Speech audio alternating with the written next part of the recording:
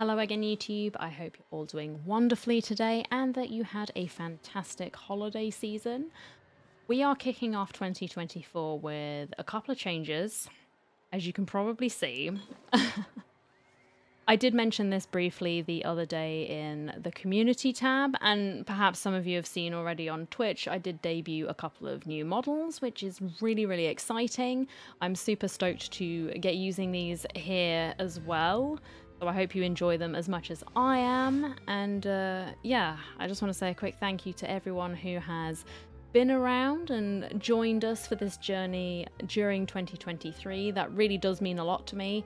I'm glad you've been enjoying the Genshin videos and hopefully the other things as well, but thank you so much for watching and spending time with me as I rant and rave about things, well, just things. Me playing some video games. So thank you all so much. We're going to get started on the main event for this current patch. We are going to be using Lumine, so don't be surprised about seeing her in the cutscenes. We're over on NA server and I haven't really done very much here. So please bear with me. There's going to be a lot of pop-ups because I've been slacking. I know I've been slacking. We'll get around to it. So without further ado, let's just catch up with some old friends and see what the story has in store for us. Seriously? But, Mr. Morris, I don't understand, sir. How can you only be telling me this now? I'm afraid that there's nothing really I can do.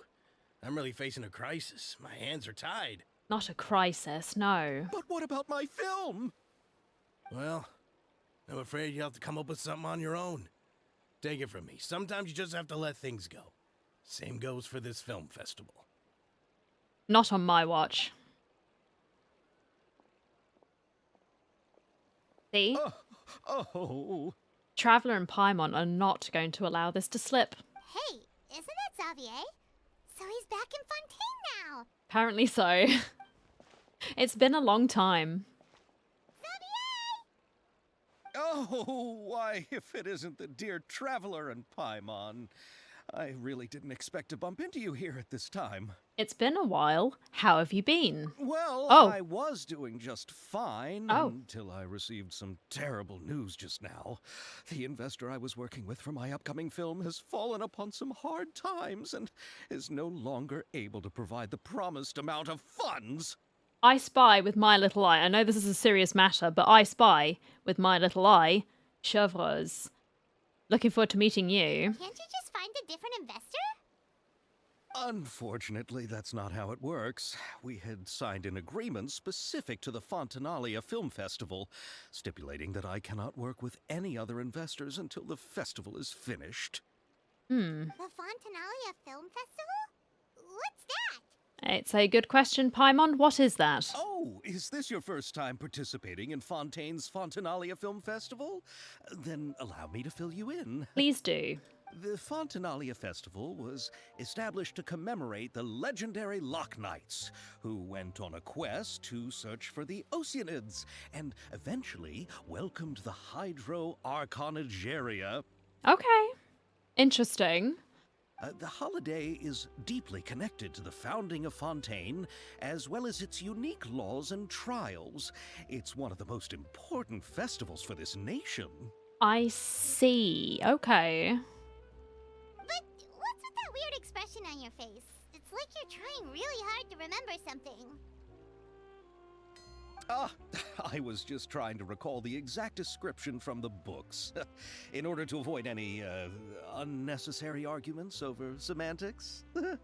I usually try to recite things straight from the source. I'm guessing you've had an experience with this in the past, sir.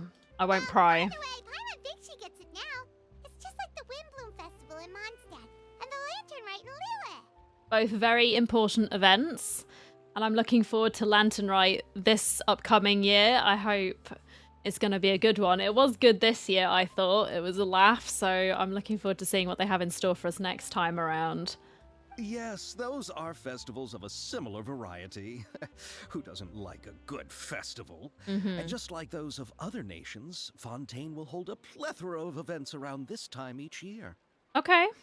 to commemorate the Lock Nights. People will imitate them by putting on special costumes, raising golden cups, and going door to door asking for pure water. But a few years ago, Lady Farina started to find the whole idea a little drab, and so decided to change the part about pure water to sweets. Now, I don't think anyone's remotely surprised by this revelation. Farina does have a bit of a sweet tooth, so yeah, sure, go for it, Farina.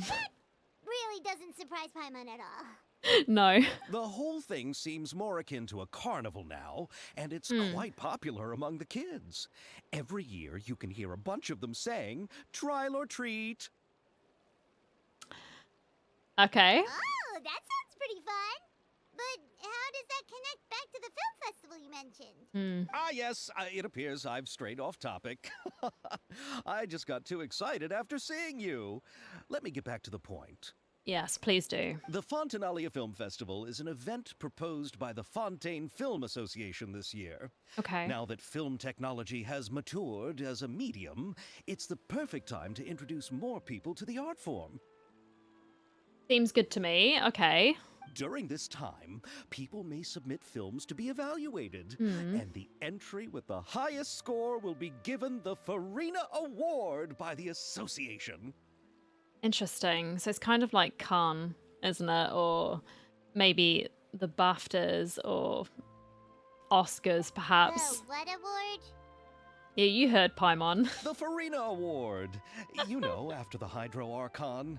They coined it while Lady Farina was still in power, but even though things have changed, no one has made any motion to update the name. Well, Perhaps everyone still thinks of it as a pretty appropriate name. Even though she isn't the Hydro Archon any longer, Lady Farina is still Fontaine's superstar. Anyone with eyes can see the way she shines on the stage. exactly. We saw that in her character quest. She was enjoying being on stage again, even if it took a bit of time for her to get back to that point. I think she enjoyed performing, and yeah, there's no reason to rename this award, I don't believe, especially if it's been something that's been going on for centuries. I don't know when this was established, so that's fair. Alright. Guess the name does work pretty well when you put it that way.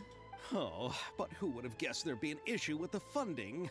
How will I ever explain this to Miss Chiori? Not to say all the other actors who traveled all the way here from Inazuma. Chiori, another new character. Chiori? Sounds familiar. Where have we heard that name before? Yes, she is the designer. She runs the clothing store in the court of Fontaine. Yes, that's her.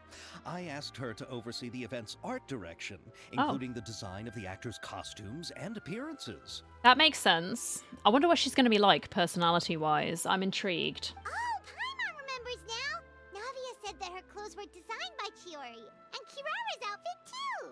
See, I knew about Navia, and she does look really good. I personally think she looks really good, but I didn't realize about Kirara as well. How to describe her? Well, she tends to be pretty direct and can be very forceful when it comes to dealing with people. The fashion world in Fontaine has dubbed her the Thundering Seamstress. Well, it seems like you get straight down to business with her. Okay, I think we might get along. Her remarkable designs have led many Fontainians to become very interested in Inazuma. Anyway, Chiori is acquainted with all the actors I've invited from Inazuma. Without her help, I don't think I would have been able to get such an international cast for the film. She really is a kind soul. So, we know Ayaka's here, but who else? Who are Coming. the actors from Inazuma? Do we know them? Probably Paimon. We know Why don't the everyone. two of you accompany me to the Aquabus station to welcome them. Yes, sign me up. Judging from the time, the Aquabus should be arriving shortly. Chiori will be waiting to meet me there as well. Okay. The crack of muskets breaking the silence. That sounds very dramatic. I'm for it. Interesting outfit so far. Nice shoes. I like it. Okay. Fancy. Miss Chiori? your talk with the investor sure went fast. The aqua bus hasn't even arrived yet. Oh? And who are they? We are friends. Allow me to introduce you. This is the Traveler and Paimon. Interesting. Look at her hair. It's sort of in the same shape as all of the other flower motifs on her kimono and on her glove as well. You can't really see it because the subtitles are in the way, but that's nice that, yeah, there's a load of flowers everywhere. It's very pretty. I like it. Pleased to meet you. And her hairpin as well, you can see here. Likewise, we've heard the owner of Chioriya Boutique is a skilled seamstress, so it's a real pleasure to finally meet you in person. The way Navia's wardrobe comes together is really exceptional. Why, thank you. You're welcome. I strove to create an outfit that matched her high social station as the demoiselle. Well, I think you nailed it, personally. So tell me, what happened? I can tell the conversation didn't go quite as expected. No, it didn't. Well, it's like this. Is she gonna get mad? I feel like she might. Ugh. Yeah, she doesn't seem impressed. I know, Chiori, you don't have to say it. You did remind me that this investor was a little bit sketchy. Yes, there's no doubt about that. Well, But how could I pass it up? He offered me twice as much as the others. I think if it sounds too good to be true, it probably is, right? 90% of the time, maybe higher. 90% of the time, if it's too good to be true, it probably is. And therein lies the problem. Exactly. Yes, but just put yourself in my shoes. After obtaining such an excellent script, it's only natural that I would want to make the most of the film. I get it. The budgets that the others had proposed were nowhere near enough. It's difficult to find someone willing to front such a large amount of mora, so...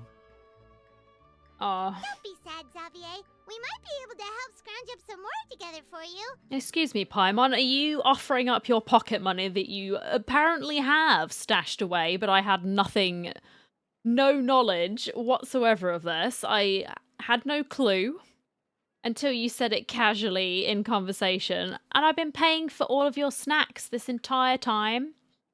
Come on. Oh, thank you, Paimon. That means a lot to me. But the cost of the film is staggering. I'm afraid that any mora we can scrounge together in a short amount of time won't even be able to cover the actors' fees. Oh, wow. We need to move on.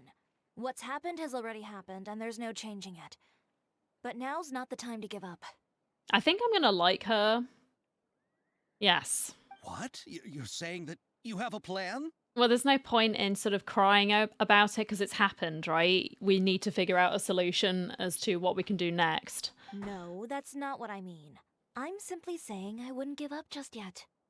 The actors I recommended aren't just after Mora after all. Oh, really? Well, is it little... Wait, it has to be Little Sister. It has to be. It's my husband. And Yoimiya as well as Little Sister. Really? Then where do you live? We Malazines live in Mercy Village. The only way to enter is from underwater. Am I the only person who's been pronouncing that Merecia village? That's my bad. Tired after work every day, right? I mean, you have to swim all that way just to go home. Oh, that's so cute. Oh my god, he is so fine. Sorry, stop. We are so thoughtful. But some Malazines choose to live in the court of Fontaine because it's so much more convenient. Oh. Oh, sorry. This is our stop. He's been released from his Oh, basement. Arrived, but I haven't even finished chatting with Aval yet. I also enjoyed Aval's introductions to Fontaine along the way. Everything you described was so clear and detailed that we can't help but want to hear more. Thank you so much. I'm usually working here on this aqua bus, so I hope I'll have the chance to see you again. There are still many more places I'd like to introduce to you. Oh, the way Yoimiya waved, please. Oh, that was so cute. Okay, calm down. Stop it. I know he's come out of the basement. I know. Just stop. Welcome to the court of Fontaine. Yes, welcome. Chiori, You sure have changed a lot. This is the first time we've seen you since you left Inazuma. And Ayaka's wearing her cute little outfit. Oh my goodness. I haven't realized it's been so long. I was in such a rush when I left that I didn't even get to say goodbye. Thank you for extending the invitation, Mr. Xavier. I'm looking forward to a fruitful trip here in Fontaine. Well, I'm happy to help you with that. Wait. It's an honor to have the head of the Kamisato clan visit us. So they're who you meant when you said you had actors coming from Inazuma? Yep, it would seem so. Oh? It's the Traveler and Paimon. It is indeed. Hello. Wow, what a coincidence! Ayaka and I were just talking about you on the way here. Are you also here for the film? Yes, we are now. We just ran into Xavier earlier and came over with him. But I'm not an actress. Sir Kamisato and Lady Ayaka are the real actors here. Oh. I'm just tagging along with Ayaka to have a good time together. I thought I would always get the lead role. About that, I mean, how was I supposed to contact you when I was making preparations for the film? I figured you were probably busy, and I didn't want to disturb you. Don't worry about it, I'm just trolling. So I could only keep you in the back of my mind while I sought other actors to play the lead roles in the film. Honestly, I'm happy to leave my role. It's fine. I had been thinking about a surprise reunion with you during our trip here, but you still managed to surprise me first. Oh, so you all know each other already. My, what a coincidence. What are the chances everyone could be brought together here like this? I don't know, but I'm happy. Fate has smiled upon us this day. Why don't we go to Hotel de Boer and catch up over a meal? I've already made a reservation. Yes, that sounds like a good plan. Huh? Did you reserve 2 spots for us too? Yes, of course, of course. I'll be sure to tell the boss to serve a few more delicious dishes just to make sure there'll be enough food. Just a few more? We know it's Paimon. Paimon's gonna hoover up the entire table. Very well. Then please, kindly lead the way, Mr. Xavier. He is fine, I'm sorry. I can't help it. Wow, the buildings in Fontaine are so tall. Just look at how big they are. They are, actually. I was surprised when we first came here. The architecture is massive. And there's the fountain that Aval mentioned earlier. It really is a magnificent sight. And look at that huge spinning sphere. Where does it get its power? Wait a sec. Could it be one of those clockwork mecha we've heard so much about? So this is what food from Fontaine is like. It sure is different from what we have in Inazuma. How should I describe it? It seems like you have to go through a lot more steps to make them. And the flavor has many layers too. Okay. Yes. When I first went to Inazuma, I actually thought the food there tasted a little too bland. It took some time for me to get used to it. Okay, my man, just... Maybe you shouldn't have said that at a table full of Inazumans, but sure, go for it. Let's get back to the purpose of this trip for a moment, shall we? Yes. How What? have preparations for the film been coming along, Mr. Xavier? These chairs are bothering me again. I said this last time during the Archon quest when we were sitting with Farina, Nivelette, and Arlecchino. They're huge. Why is there so much space? Is it so I can sit next to him? Because I'll happily volunteer. Yes, please. I volunteer as tribute. Anyway, let's stop. Stop simping. I've already assembled most of the film crew. A lighting specialist, a prop manager, and a costume designer. I've also bought the copyrights from the novel's author. Oh wow, busy boy. Oh, it's called The Two Musketeers, right? I read the script you sent me on the way here. The story is pretty good. Originally, I was planning to start filming as soon as Sir Kamisato and Lady Ayaka arrived in Fontaine, but I'm afraid I've run into a bit of a problem. Oh? What is it? It has to do with the film's investor, Mr. Morris.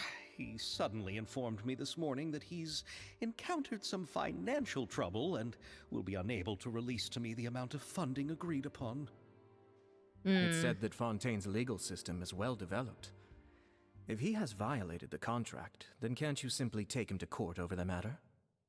That would take ages though. Based on what we know, the backlog is quite significant. Well, I'm still more concerned about filming. Even if I were to take him to court, I'm afraid it would take months before the case could even be heard. Then, is there a way we could raise funds ourselves to solve the problem? I've considered that option too, but unfortunately, it's difficult to gather such a large amount of mora on such short notice. Besides, we have to consider the film festival's submission deadline. You have a plan, I take it, sir? Mr. Xavier, if Ayaka and I were willing to perform for free, would that resolve the problem you are currently facing? What? No, out of the question.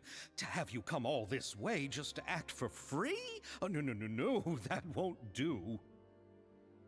There's no need to worry, Mr. Xavier.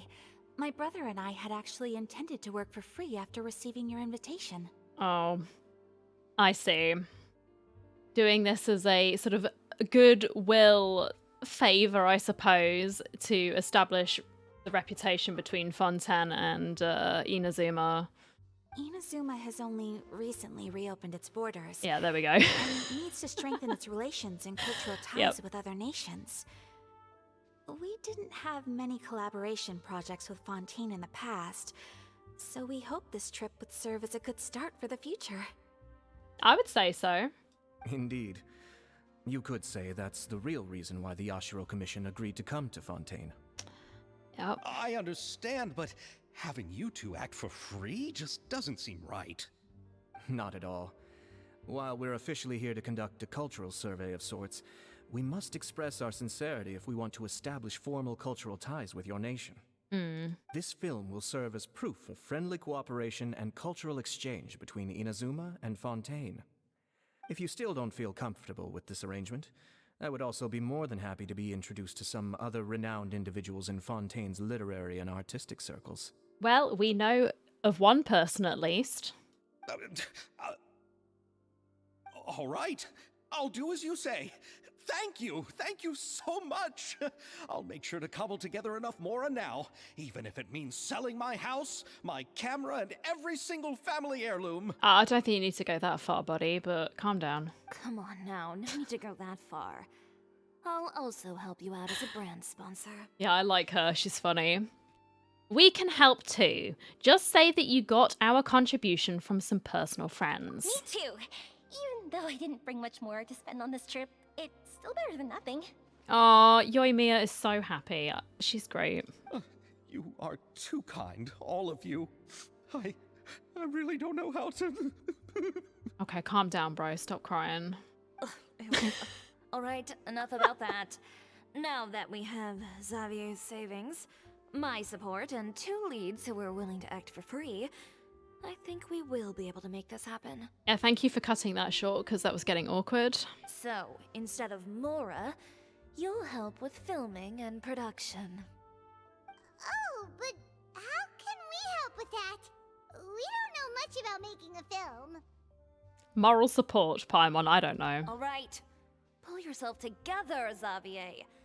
Tell us if there are still any open positions left among the crew. All right. Let me think. We still need a camera operator, a clapper loader, and someone to manage logistics. Okay, right. I originally wanted to personally serve as director, but I've been too busy working as the producer. Right. So the positions of director and director's assistant will also need to be filled. Well, do I know the person for you? I'm sure she'll be up to the task, Farina. Paimon knows what the director and the logistics support person do, but what's a clapper loader? The clapper loader is responsible for using the clapper board to record and organize the information of each shot when the camera operator begins shooting. The work requires both patience and careful attention to detail. A clapper board? Oh, you mean the thing they hold that goes clap whenever they start filming? Yes, Paimon. Yes, that's right. Are you interested in that job? For sure! Paimon's always wanted to try that. Paimon. Alright, then you'll be our clapper loader. I can find someone from the store to help with logistics. What do you think, Xavier? Well, fine by me.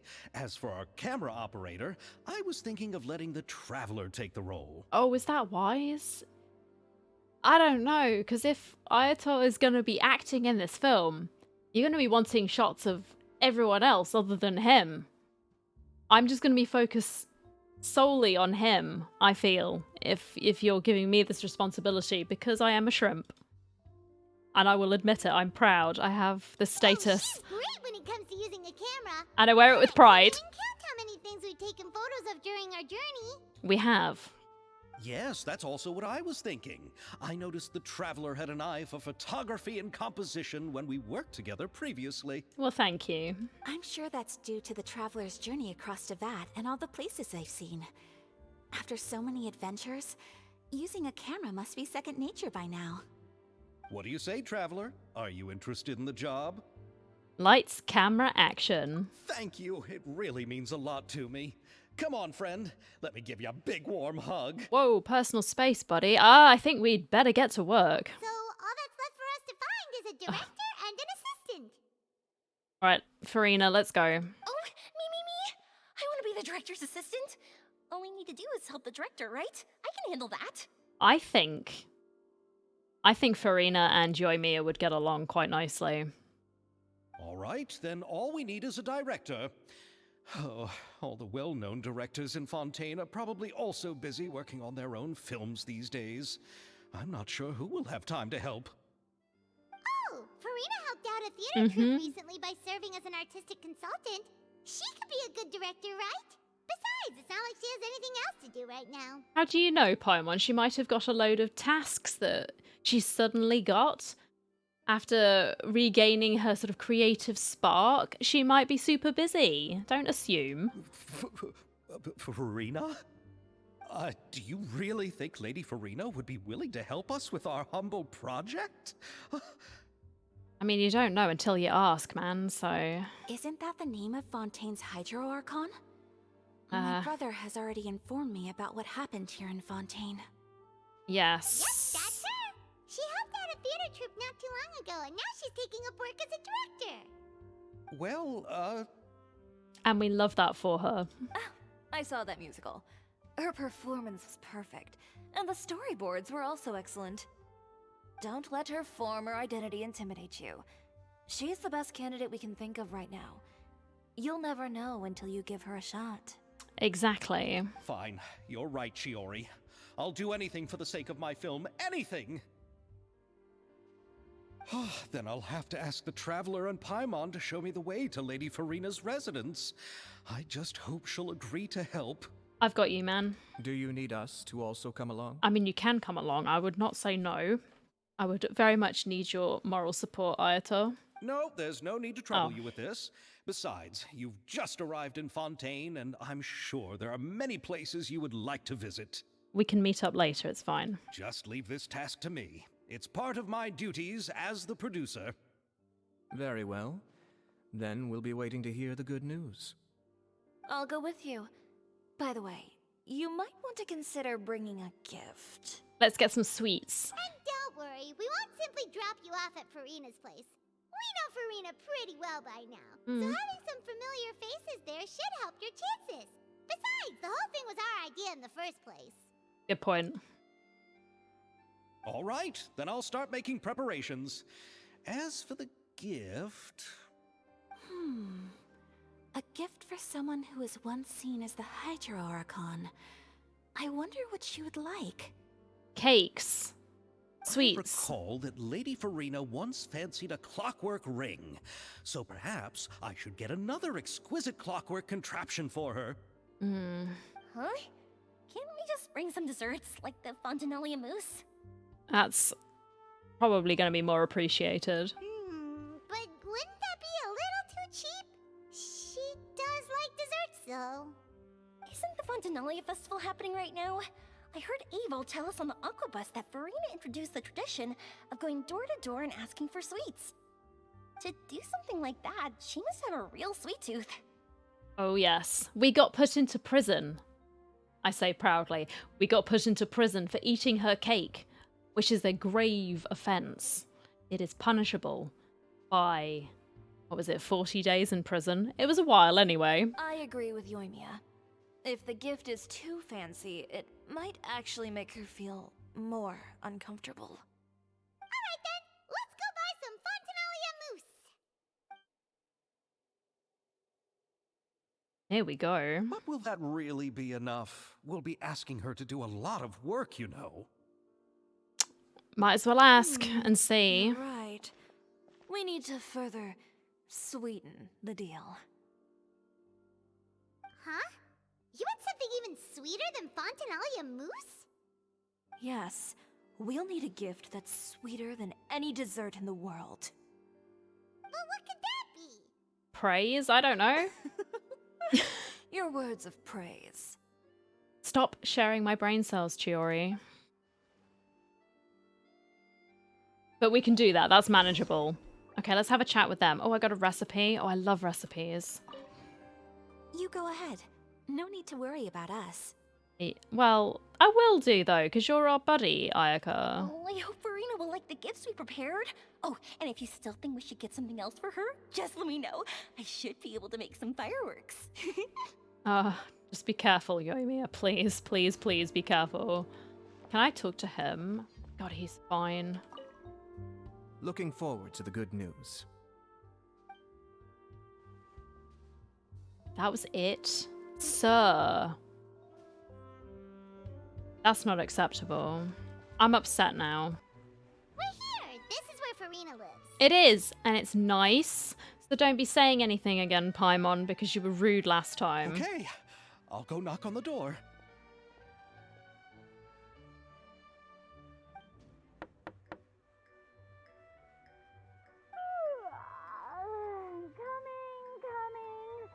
Coming. Seriously, who's knocking before afternoon tea? Trial or treat? Who are you?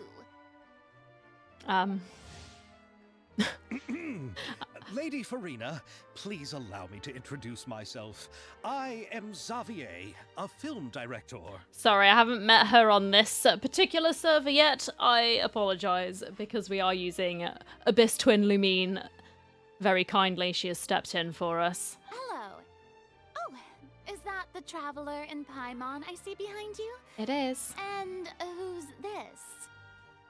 I'm Chiori. Ah, the one from Chioria Boutique.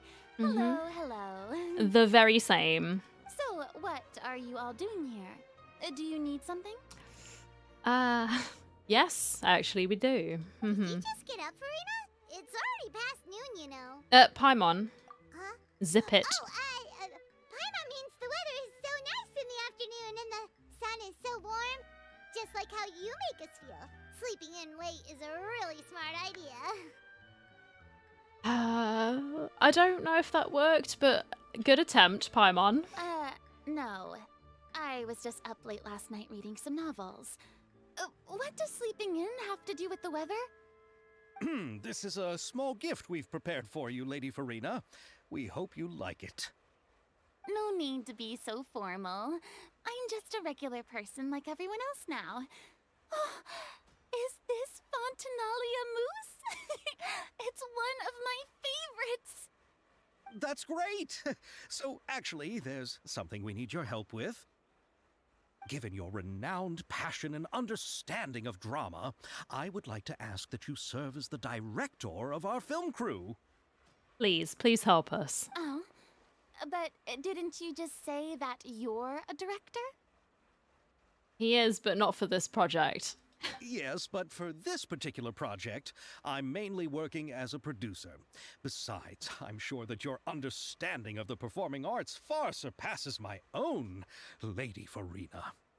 Are the Traveler and Paimon also part of the film crew? We are, yes. Yep, we sure are. Paimon's the clapper loader and she's the camera operator. Camera operator?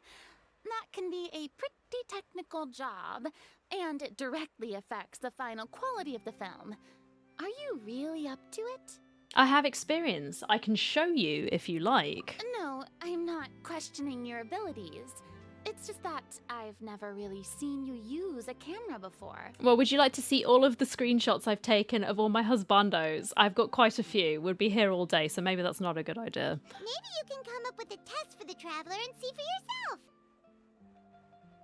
If she can satisfy you with her camera skills, then you'd have nothing to worry about and can join the team. What do you say? You sure are getting better at rolling with the situation, Paimon. Oh, I do wish to see how skilled the Traveler really is with a camera. Alright, how about this? We'll work with what we have. I'll give you some scenarios and see if your work is up to my standards. Whatever you say, Director Farina. Very good. It's essential for the camera operator to understand the director's vision. I'll make my decision after seeing your work. Okay. Are you ready? I have high standards, you know. I'm always ready. Okay, grab the camera and I'll give you a scenario. Please do. Estelle is the boss of Beaumont Workshop and has always been proud of her forging machine, as it can not only precisely control strength of temperature, but also takes no effort from the blacksmith. Let us film a promotional video for her workshop. Remember to emphasize the superiority of her forging machine. Okay, I think this is in my capability. Oh, it appears that you have more skill than I thought. You doubted me, Farina? All the shots had a great composition, and I could really feel a connection to the characters and their lines. So what's the verdict? Yeah! Does that mean you agree to be our director, Farina? Did you think I would agree just like that? After our performance of the Little Oceanid, I've begun to make a name for myself again, you know. Well, I'll bring you more sweets.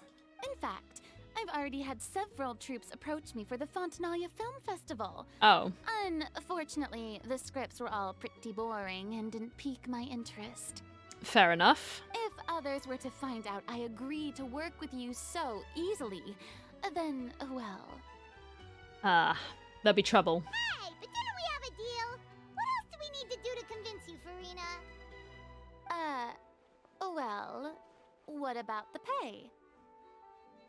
About that. Huh? You really thought she was going to do it free, Paimon? Come on. You know, how much you're willing to pay me to be the director? The pay is also an important factor for me to consider, you know. Well, I can offer you this much? What? That's all?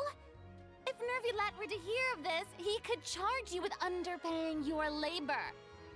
Oh no. I'm sorry, but our crew is in a tight financial spot at the moment. I see. Well, even though it's highly unlikely now that I'll join your crew, there's still something I'd like to ask. Exactly what film are you planning to make? Oh, our script is an adaptation of The Two Musketeers. It is indeed. Wait, you mean the suspense thriller novel that was a #1 bestseller? Oh, so Farina's read it too. Is that the one that you spoiled, Paimon? Was because she did spoil a book, didn't she, while we were doing some Archon quests, and she was just standing there reading it. Of course I read it. I've always had a keen interest in artistic works that strike a chord with the populace. I see. It all makes sense now. You must have used most of the budget to pay for the copyright. Not really. The novel's author transferred the copyright to me practically for free once he heard that I wanted to make a film adaptation of the story. The lack of budget is due to another issue. He probably just wants to get his name out there. So, Mora isn't the most important thing to him right now. Should we have said this? I don't know. It reminds me of a delivery courier who wears one of my designs while traveling all across Teyvat. I didn't charge her much for the outfit either.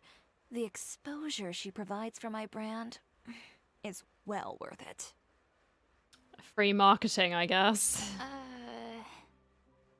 So, are you a big fan of this story, Farina? Well, it's alright. The pacing of the story is good, but the character relationships could use some work. When I was reading it before, I always felt like some things were left on a rather unsatisfactory note. I have high standards, you know. Yes, you said before. Ahem, Mr.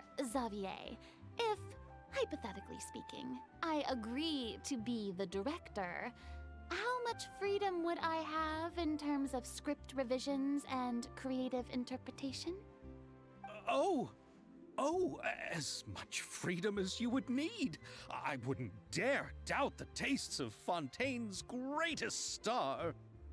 Good. Then I'm free to alter the script as I see fit. Absolutely, no problem. Well, there she goes. Sold. We're counting on you, Director Farina. Now's the chance to make a film that you love. All right. It seems that your crew really can't go on without my care and direction. We can't. We absolutely need you, Farina. So, you agree? Yes, I agree. Although the pay is well below what someone of my caliber deserves. A great script calls for a great director. Exactly. I mustn't let a perfectly good story be ruined due to lack of funds. If you have fine cheese and bread, you wouldn't just let it sit on the counter and get moldy just because you lack an oven, right? Thank you, Farina. Oh, Hydro Archon above! I'm not dreaming, am I? Somebody pinch me. There's no more Hydro Archon, you know. No. And it's still a little early to celebrate. There's a lot that goes into shooting a film. Although the trickiest tasks of finalizing the script and casting the actors have already been taken care of, we'll still need to reserve filming locations. Not to say set up lighting and props. And by the way, since we'll be filming The Two Musketeers, we'll need to find an action choreographer. Ideally, a professional who has actual experience with muskets. Ooh. Yes, I've thought about this as well. I was hoping that you might know someone who could handle the job. Me? Florand, yeah. If this was before, I could have simply asked Florand. But it's already been some time since I last talked to her. Aw. Navia can also use firearms, but unfortunately, her style is quite different from that of the characters in the story. Yeah, I actually forgot that she can use firearms. She has a parasol umbrella, Could we like, ask the gun. Special Security and Surveillance Patrol? That's actually a good point, yeah. Oh, you mean the Special Patrol's Musketeers? Do you know someone, Chiori? Yes, that's right. They work with muskets every day. I can't think of anyone more qualified than them. Because we don't know anyone in there. Like, at all. They would be under Nervilette's jurisdiction. Oh. Unfortunately, I, don't have any connection with them at all. Well, if it means that we can go speak to Neuvillette, I'm always down. Please sign me up. I volunteer as tribute. So, in the end, we still have to start by talking to Nervillette. I'm down. Sign me up, Chief. Send me in. No need to go to all that trouble. I know their Captain Chevres. No. I mean, that's good for us, but no. I wanted to talk to him. Oh, you do? Wait, Chiori, how do you know the captain of the Special Patrol's Musketeers? No particular reason. Running a business means dealing with some trouble from time to time, and Oh, she's yeah. helped me out on a few occasions. I bet she has. In return, I've helped her handle a few situations in which the Special Patrol couldn't get involved directly. So, we've gotten to know each other over time. She knows more, she does more than she's letting on. She seems quite a sort of slippery character, like very calculating. You know what I mean? I'm just getting that vibe. So you're saying there's been times when the Special Patrol needed a fashion designer to handle a situation? Your work is becoming more and more mysterious. It'd be best to keep it that way. Anyway, enough about that. What do you all think about asking the captain to be our musket action choreographer? There's no harm in asking. We've said this all along, you might as well try. She sounds professional enough. She is a captain after all. I have no objections. Okay. But I imagine the Special Security and Surveillance Patrol must be busy with their duties. Do you think she'd really have time to help with shooting a film? And then there's the issue of pay. Well, it just so happens that she's also not the kind of person that's just after Mora. As for whether she has time, I'll have to go and ask her first. Okay. Then I'll leave that to you.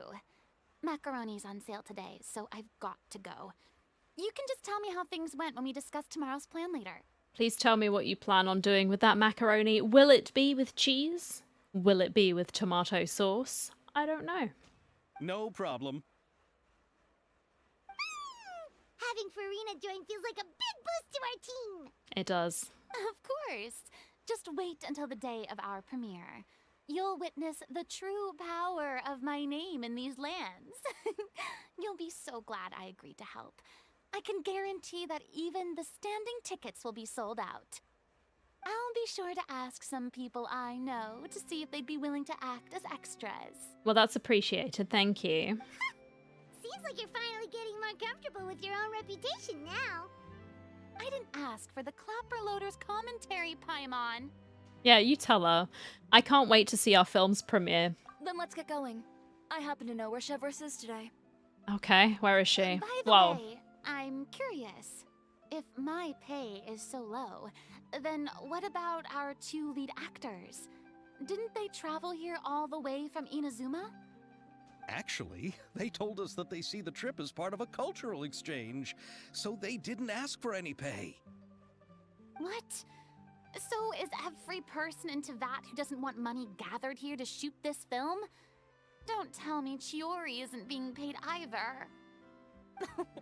I already knew Xavier from before, and he's also agreed to give my brand some good exposure. Paying an exposure, the old chestnut. It seems the gods have really smiled upon you, Xavier. And that certainly doesn't include me, mind you. Oh man. All right, this is the place. Maybe... But where's the captain? There's hardly anyone around here. Maybe we She's over there. shouldn't interrupt The her, I one don't with the eye know. patch reading in front of the newsstand. I like her design, it's cool. Oh, her! Paimon could tell there was something different about her. She seems kinda intimidating. Please wait here for a moment. I'll go fetch her.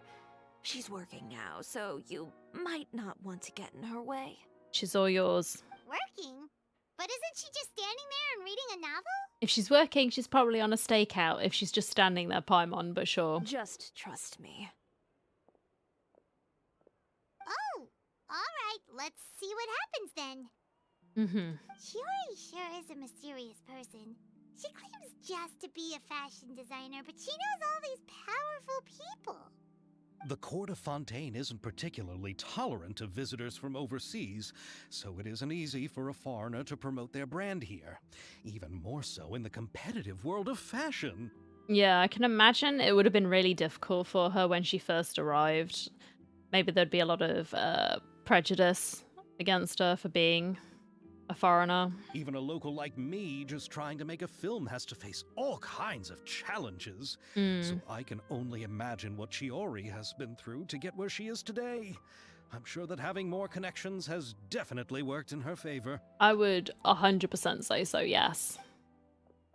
Reading on the job? Detective novel. Oh yeah? One main character? No. Multiple. Branching storylines. Interesting. I see. How's the plot coming along? One of the main characters is about to make a choice that will affect the rest of his life. I'd wager he's going to make the wrong choice. Hmm. Any way to speed things up? There's something I need your help with. You know that doesn't depend on me.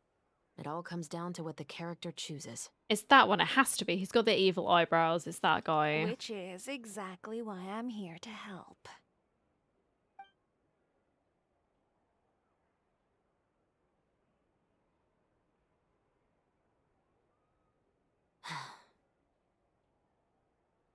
All right. It appears he made the wrong choice in the end. Halt!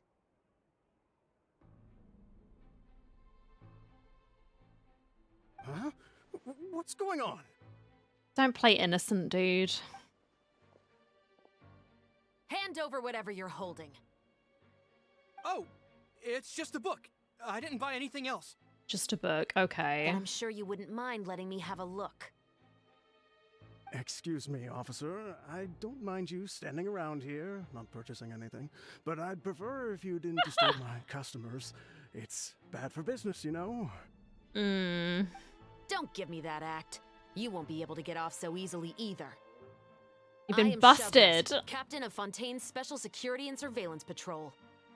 I will say this one last time. Hand over whatever you're holding at once.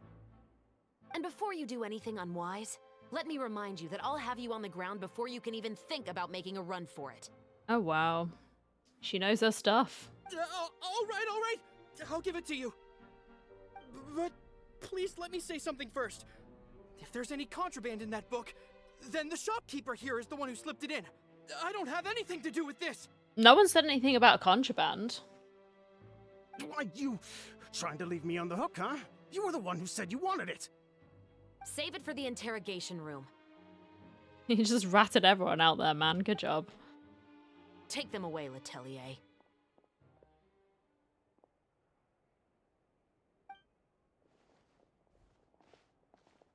Well, that was simple. What's going on here? One second you're reading a book and the next you're escorting people away.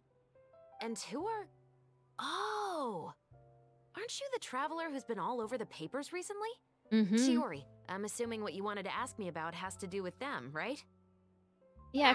Maybe I can let you in on what's happening then. Now that Vache has been brought to justice, no new shipments of synth will be made and distributed to sellers. The Fontaine guards have been busy collecting the remaining synths still circulating on the market. Good. Thanks to a tip from our reliable source here, this should be the very last batch. Even better. Nice. Oh, so you were pretending to read a book in order to catch the bad guys. Yes, Paimon. Oh, Paimon almost forgot to introduce ourselves. Paimon is Paimon, and this is the Traveler and Xavier. Hey, I'm Chevres. You probably already heard me introduce myself, so I won't bother repeating it. Why didn't you just arrest them immediately? Yeah, why didn't you make a move as soon as you had the chance? Were you worried that my intel wasn't accurate? She definitely knows more. She has so many connections. She's intriguing. No, I wanted to see if the shopkeeper would turn himself in first. All he had to do was come up to me and say that he didn't know where the synth had come from. If he did that, then I wouldn't have had to press charges on him. Yep. He had the whole day to turn the synth over to Chevres. But instead, the moment I came up and blocked Chevres' line of sight, he took the opportunity to sell it off. So greedy, man. Yep, he made the wrong choice, even though the right choice was right there in front of him. But you knew they wouldn't make the right choice. Yeah, I knew. I was just hoping I'd be wrong for once. Enough about that, though. What did you want to ask me about? We need you to be a special trainer. Oh, you see, it's like this. Because you know things or two about muskets. And so we require your expertise. The Two Musketeers. You certainly have a good eye for a story. So what do you need me to do? Just be the action choreographer for the actors? Mm-hmm. Yes, that's right. I want to make sure we get all the details right. I want the actor's posture and understanding of firearms to be as realistic as possible. However, I'm afraid this work will require a bit of your time, since you'll have to be present whenever we're filming. Also, as for the pay... No need to say any more. I'll join. Oh, wow. She's eager. Huh? Very Just like eager. that. Apparently. Really? You're willing to help us with our humble film project? Sure, it's no big deal. As I said, we've wrapped up our investigation here, so I don't have any other tasks on my plate for the moment. Besides, I personally really like this novel. I even have the collector's edition at home. Stories where justice prevails over evil never get old for me. She definitely sounds enthusiastic, doesn't she? Have you ever had a collector's edition book? I haven't. Not personally. I've had a couple of collector's edition games, but Yeah, never books. Let me know in the comments. I'm interested to know. Then we've got a deal? Yes, I'll see you on set tomorrow. Oh, wow. Yep, okay. Oh my! I can hardly believe it! I should tell Lady Farina immediately. Oh, and I must tell the prop manager and lighting technician to get everything ready. We start filming tomorrow! Sure. Calm down, Xavier. The film is going to take more than just a day to finish. Yeah, it is. He's so eager. Still, I should also head back now and start preparing the actors' costumes and makeup. Sounds good to me. Alright, guess that's it for today then. Yep. Traveler, Paimon, please stay for a moment. I have something to tell you. Oh. Then I'll take Xavier back. Poor thing. He's so excited that he can't even walk straight anymore. I don't want to spend our first day fishing our producer out of the fountain. See you tomorrow. Yep, see you tomorrow. So what did you want to tell us, Chevres? Have you read The Two Musketeers? No, I have not read it yet. The story is about a pair of children born into the household of a baron, and their struggle to survive together and take revenge for their mother. Okay, I can sort of see why you might cast the Kamisato siblings for this, with their history of losing their parents early. They were raised at the baron's estate, where their mother worked as a maid. The two were illegitimate children that the baron had with the maid, so they were never treated well by anyone. One day, upon returning home, they found their mother had been murdered and left dead on the floor. It was quite evident that the culprits were the other members of the baron's household, who never had any kind words to say to them. So they'd be able to sort of tap into the emotions needed to sort of convey the pain of the characters because they've personally experienced it, hopefully, you know what I mean. However, the baron was able to exert his influence and keep the whole thing under wraps. The mother's death was eventually deemed as a suicide, and there was no chance of bringing her murderers to justice. The two siblings decided to flee and someday avenge their mother. Many years later, members of the baron's family suddenly started turning up dead one after the other, all killed by gunshot. A rainbow rose was found on each of the victims' bodies, being the flower that the kid's mother liked best. The baron believed that the mother's soul had come to take vengeance on him, so he lived in fear each day. But it was actually those two siblings who had fled all those years ago.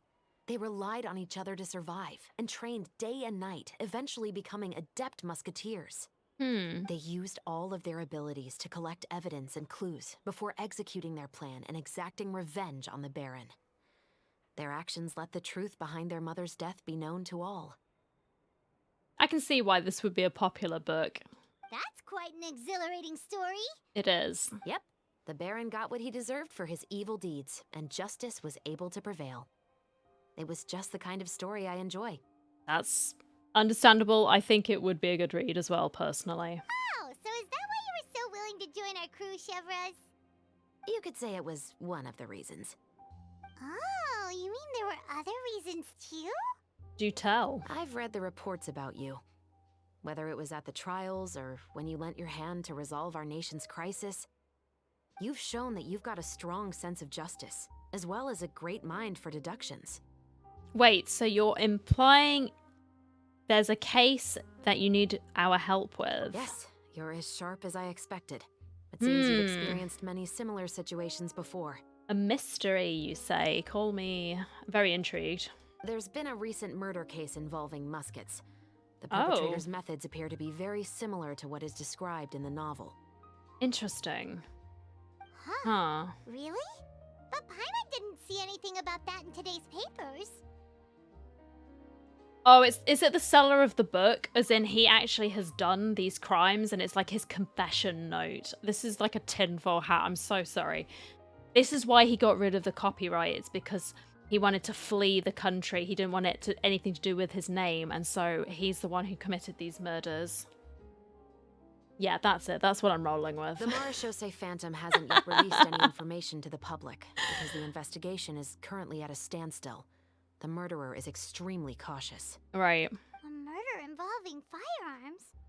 But not that many people use those in Fontaine, right? Could it be someone from your platoon? Impossible. We perform a routine inspection of our firearms and ammo reserves every day. If one of the weapons had been fired, it would stick out like a sore thumb. Besides, I trust the members of my platoon. Because they would heavily monitor all of that stuff, I would imagine, because... yeah, not just anyone has access to those particular weapons. However... well, that's all I can disclose about the case today. Oh, okay. I guess we'll have to wait for another day for more details. Huh? Damn it. What do you mean? I hope you all can go back and get some shut-eye. You can decide tomorrow whether or not you'd like to join the investigation with me. I personally want to join, but I don't know if Traveler's going to say yes, so I suppose we'll have to meet tomorrow. I'm aware this might not be the ideal time to add more to your plate, but the more capable people we have, the better the chances that justice will prevail. Can't someone from the Special Patrol help you investigate? Carrying out investigations isn't actually supposed to be our responsibility. Our job is to apprehend the perpetrators. Finding them is really up to the Marechaussee Phantom. You could say I'm taking part in the investigation out of personal interest. I see. I don't want people to see muskets in a negative way, and also, I'm concerned about the similarity between the crimes and the story. Okay.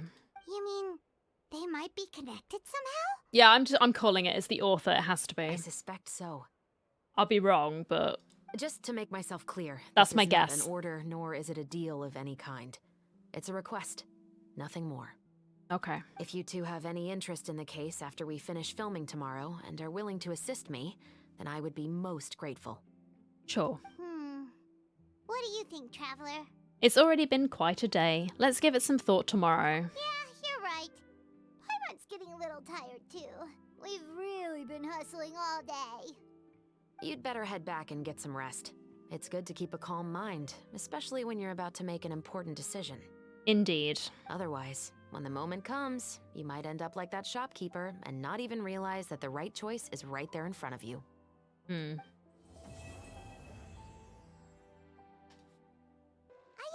Yoimiya, you're already here! Good morning. Xavier said yesterday afternoon went well. It did. It was very productive. Yeah, and how about you, Ayaka? What were you up to yesterday? After we split up, Ayato went to see Udex Nervillette at the Palais Mermonia. No way. I was originally thinking of going with him, but he said he could manage it himself. He told me to go see the sights around Fontaine and to enjoy the local culture. My husband's met? Oh no, I've been rumbled. So I rode the aqua bus with Yoimiya and visited the opera house on Aranias Island. Aww. Yeah, you wouldn't believe what we saw there. 2 mechanical puppets that were dancing together. Yes. You've already seen them, right? Oh yeah, I was fighting them earlier today, Yoimiya. I was indeed. The Dirge of Coppelia and the Nemesis of Coppelius. Yeah, those two. Amazing, aren't they? I mean, there's something. We sat and watched for quite a while. It was mesmerizing. Like we could keep watching them forever. Oh, it was the same for us the first time we saw them, too. Afterwards, we went swimming at the beach. Well, diving to be exact. It was the first time I ever breathed underwater. I held Ayaka's hand and we counted down together. 3, 2, 1, and then splash! We were beneath the waves. Oh, that's so cute. Oh. I'm so glad she was having fun. That's amazing. Can we see my husband again, please? At first, I didn't dare to open my mouth. But once I couldn't hold my breath any longer, I decided to take a big breath in. Turns out the water wasn't as salty as I imagined. It didn't really taste like anything at all. Before I knew it, I was breathing like normal down there. It was an amazing feeling. Ayaka said I was too nervous and needed to loosen my grip. She got used to everything way faster than I did. I knew that the Traveler could do it, so I had no doubt we could do it too. That helped me feel at ease as soon as we dove in. Aww. The underwater world in Fontaine truly is beautiful. It is. I love seeing the romaritime flowers blossoming underwater, like little candles lighting up the streets at night. It is super pretty. I still like swimming underwater and exploring all of that stuff. It just makes me feel relaxed. I think that's the best way to describe it. Yeah, and there were so many creatures that we've never seen in Inazuma. Like those fish that shimmer like a sword blade. Whoosh! Oh, and those big fish that call when they see people. What? Oh, you mean Hunter's Rays and Blubber Beasts. I don't think blubber beasts are fish. But okay. I just love the name Blubber Beast. Just wait till Pops and the others hear about this. They probably won't believe a word I say. Oh. Yoimiya was down there for quite a while. It was dark before we finally rode the aquabus back to the city. I figured she'd want to sleep in today. Yeah, even I was worried I wouldn't be able to get up. I still felt like I was drifting in the waves when I went to sleep last night. But as soon as I woke up today, I remembered that we'd all be shooting a film together, and I was ready to go. She's so energetic. Speaking of the film, where's everybody else? Yes, please tell My us. brother and Xavier were speaking to the restaurant owner about using the place as a filming location. Okay. They should be here soon. I hope so. As for the others, I can hear feet. We're here. Chiori. Chevreuse. Hello, ladies. Please excuse my tardiness. I just finished the Special Patrol's 6-mile morning jog. Okay. Good job. Wait, 6 miles? That was my reaction as well, Paimon. I think I would be dead at this point. If I tried to do 6 miles, oh, there's no way. I could walk it, but jogging, no. I'm so tired. I heard you all chatting, so I decided to come down. I sure could use some of that endless energy everyone else has. Get a coffee. You'll be fine, Farina. Good morning, everyone. Morning. Can someone fetch me a cup of coffee? More milk, hold the sugar. No, not milk. Come on, just have it black. Have it black. Sure. I'd be happy to do that for you. Aw. No, you can't go anywhere. Please, have a seat over here so I can get started on your makeup. The last thing I want is coffee stains on my costumes. That's a good point. I Fair. can get the coffee. It's the perfect job for an assistant. Oh, Yoimiya. Oh, she's off. Oh, whoa. Okay. So much energy. Seriously, what's her secret? That is a good question. I don't know. Special Yoimiya powers. Oh, Yoimiya's always like that. But you sure look exhausted, Farina. It's because you're not used to waking up so early, huh? Of course not. I spent the whole night reading the novel from cover to cover, marking sections that either need to be omitted or adapted. Dedication. I like it. Wow. Paimon didn't expect you to be so thorough. She did say she has very high standards, Paimon. Well, I was the biggest star in all of Fontaine after all. It takes more than just a pretty face to earn a reputation like that. I know how to get serious when the situation calls for it. Didn't doubt that for a second. I went all out when I was acting as an Archon, so why wouldn't I do the same for my own life? Here's your coffee, Director Farina. Don't drop it, please. Don't drop it. Oh, thank you. The sound of being called director and the aroma of coffee feels almost as refreshing as hearing the birds chirping in the morning. Why was that coffee looking so weak, though? Oh, it seems everyone has managed to arrive on time. Sorry, I'm being a snob. Hello, it's my husband. We've reached an agreement with the restaurant owner. We are free to use the second floor to shoot our film. Excellent. Really? That's great! He is really looking forward to our film and hopes that providing his restaurant as a filming location will attract more customers. Yep, I can see that. Well then, Mr. Xavier, I'll leave the rest to you. Okay, thanks. First, I'd like to introduce our new members. Hello. This is our prop manager, Veronique. She'll be in charge of all the film's props and items. Okay. And this is Bono, our lighting technician. He'll be in charge of lighting and illumination to set up each scene's atmosphere. Wow. Sure feels like we have some real professionals joining the crew now. Mm-hmm. First of all, Please allow me to first express my sincerest gratitude to everyone in the crew. When my investor informed me yesterday that he wouldn't be able to provide the funds, I really thought that this was the nail in the coffin for this film. I had no idea that I'd find so many people willing to help me on such short notice. Thank you. Thank you all from the bottom of my heart. You're welcome. Please don't start crying again, though. No need to be so cordial, Mr. Xavier. We're all honored to be a part of this.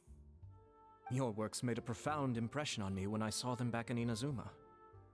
I am sure that someday, this film will be remembered as a prime example of cultural exchange between Fontaine and Inazuma. Yes, the story is the reason I agreed to join.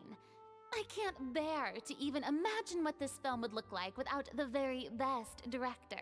It would be garbage, wouldn't it, Farina? Anyway, I would like to make a promise to everyone that as the producer of this film, I'll do whatever I can to ensure that everything goes as smoothly as possible. Yes. This is not just my film. It also embodies the thoughts and feelings of every person here, as well as the endless effort we are about to pour into it. Truly a passion project. I like it. So, without further ado, The Two Musketeers will officially begin filming now! Yes, let's clap. Applause. You may take it from here, Director Farina. All right. Listen up, everyone. We're listening. Yes, we're listening. The first scene takes place when the two young musketeers are living at the Baron's home, still unaware of all that is about to happen to them. We'll need props and lighting to set the scene. Our lead actors can go get their makeup done, and extras, please take this time to go over your positions. Whoa. Seems Farina's really kicking things into gear as the director. Well, what were you expecting, Paimon? Is everyone clear? I don't want anyone traipsing around the set like umbrella finches.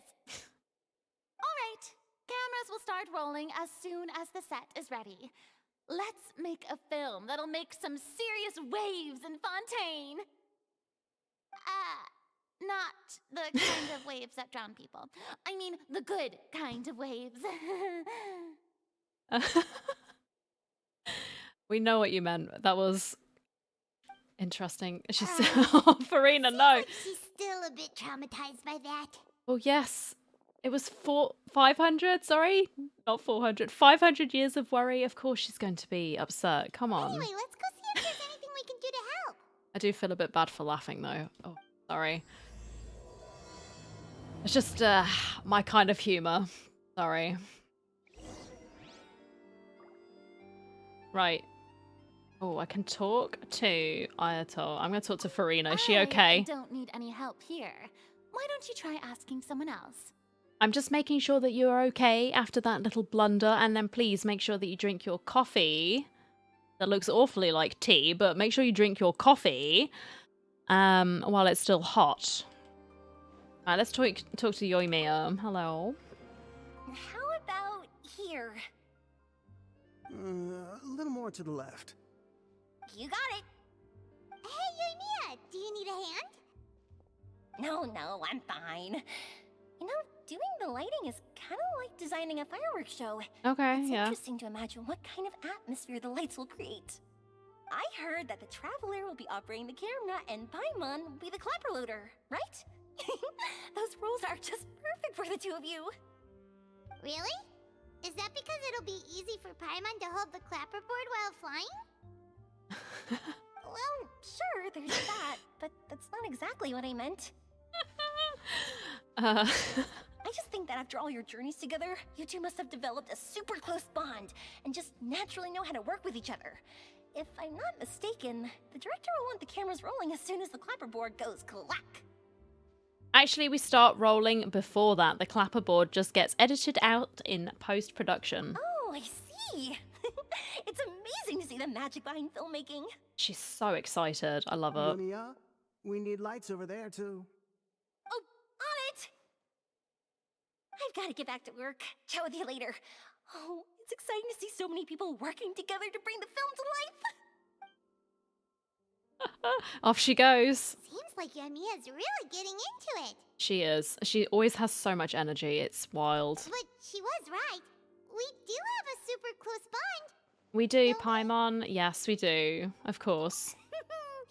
Paimon's really happy to hear that. I had already said in a previous quest that you are indeed the best travel companion, Paimon. I know I bully you. I will admit to this. We have some friendly digs at one another, but I enjoy your company on the whole. Apart from when you're being a little shit. Right. Now, there's enough room on this chair for me to sit on his lap. Maybe not. I'll still sit on his lap. What's wrong, Chiori? What's happened? Ayaka has mentioned you to me before. She said that you two were great friends when you were kids. Oh. Interesting. No talking. I'm thinking about how to do your eyeshadow. Oh. Ah, yes. To help me really look the part. To achieve a more young and naive look for this scene. Okay. Are you saying the wrinkles around my eyes are too deep? What wrinkles, my man? Bro, do I need to get my magnifying glass out? Is that what I need to do, sir? You just have too much of a calculating look in your eyes. I don't know. I'm kind of into it. You sure don't mince your words. It seems you really haven't changed much. His eyes are so pretty. I'm sorry. Stop simping. Quiet. Look, we could just go up to him and mwah, be fine. Oh, I can't talk to him. That's so annoying. Right, okay, Chevreuse. So, this is a real musket? Yep. No, it's just a prop weapon. Not bad. Have you seen a real musket before? Only in books and newspapers. I made this one based on the relative shape and proportions I saw in reference images. When we're filming, some special gunpowder will be applied around the muzzle, which will help create the flash and smoke effects of a real gun being fired. Yeah, we don't want any accidents on set, do we? Which means it'll be up to the actors to portray the recoil. Okay. That's right. The sound effects for gunshots will also be added in post-production. Right. Thank you, Veronique. I think I know where to start now. However, the musket's gears and firing pin could still use some work. Adding some wear on the metallic components will make them appear more realistic. Yeah. Also, be sure to rub the muskets with some oil each time before we start shooting. That'll give the impression that the firearms have been well maintained. Good point. You seem to know a lot, Miss Chevreuse. I assume you use these types of firearms on a regular basis? She certainly does. Yes, I perform routine maintenance on my weapons every day. Just like we as people need to eat and sleep, muskets need to be cleaned and maintained. Yes, they do. I also perform Any similar care for firearm. my sword every day, and familiarize myself with its shape and weight, to the point where it feels like a natural extension of my body. Yes, this way, our weapons will never betray us in the heat of battle. Yes, well said. It seems we have the same philosophy on this topic. Oh, sounds like they found a common interest to talk about. Though Yes. these props differ from the muskets I use, I can still give you some pointers. Good. I look forward to your instruction. First and foremost, never point the weapon at anyone, regardless of whether it's a real or prop weapon or whether you're holding it or it's on the table. This holds for any time when you're not actively engaging an enemy. Okay, understood. When aiming the musket, extend your arm so that it's level with your shoulder, and use your eye to look down the weapon's sights. Right. Like this? Not bad. Now, try saying your lines. This is the end of the road for you. Good. Now turn your body a little. That way, you'll give your enemy less of a target to work with. And relax your shoulders. Here, allow me to demonstrate. This is the end of the road for you. Nice. Dramatic. Huh. What are you thinking? Excuse me, Miss Chiori. Oh. He's off. Director Farina, there's something I wish to discuss with you. Oh? What is it? Like this? Yes, much better. Oh. What do you think? I do see your point. But are you sure you wish to do this? I believe it would be most fitting. What have you planned, sir? Well, if you insist. All right, I understand. Miss Ayaka, Miss Chevres, could the two of you please come over here? Huh? What's going on? Are we gonna start filming now? Yeah, Let's go see. what's the deal? I need to know. What is it? I have a question for you, Miss Chevres. Would you be willing to play the role of a musketeer? What? That wasn't in the deal. To clarify, I would like to turn over my role to Miss Chevres. Oh, so you want more time to spend with me? I'm happy about that, thank you. But, brother... Don't worry, Ayaka. I Oh my actually goodness. view this as a good thing. I was becoming troubled trying to set aside some time to speak to the staff at the Palais Mermonia. I would like to have some conversations about the cultural exchange between our two countries, and I've heard that the bureaucratic process here can get rather complicated. Well, yes, it can. Now, I will be able to focus on my work. Besides, you also know that I'm not really one for public performances. It's true. He doesn't like them. Oh, damn it. Are you really sure? She looks kind of sad. No. From a director's point of view, I also felt like the relationship between the two musketeers in the original story could be improved. The older brother in the story plays the lead role with his overbearing character, but this causes his character to overshadow that of his sister. Right. And the theme of the two supporting and relying on each other isn't conveyed very well. But if we were to change the siblings to two sisters of a similar age, then that aspect of the story might come through more clearly. Also, I've seen you instructing Ayaka. That cold and dignified personality is exactly what we need for the older musketeer. Of course, even with all these insights, the decision should still be made by Miss Chevres. Yes. Chevres mentioned that she really likes the story, right? Mm. Paimon bets that she'll take the role. But she will still have to prioritize her work, and we don't know if she's a big fan of acting. All right, I'll take the role. All right, what a legend. Okay. Good. It's decided then. I'll get started on making edits to the script. Nice. We'll also need to make some immediate adjustments to the lighting, props, and costumes. Right. I have a feeling that our adaptation will be even better than the original story. You're doing a great favor for me, Miss Chevres. You have my gratitude. Don't mention it. I like this character, so if anything, I should be the one thanking you. Well, since my brother is the one who brought up the idea, I suppose there's no need to worry. No, you're in safe hands, Ayaka. Let's go, Miss Chevres. I look forward to working with you. New friends. Oh, that's so cute. Please, just call me Chevres. Yes.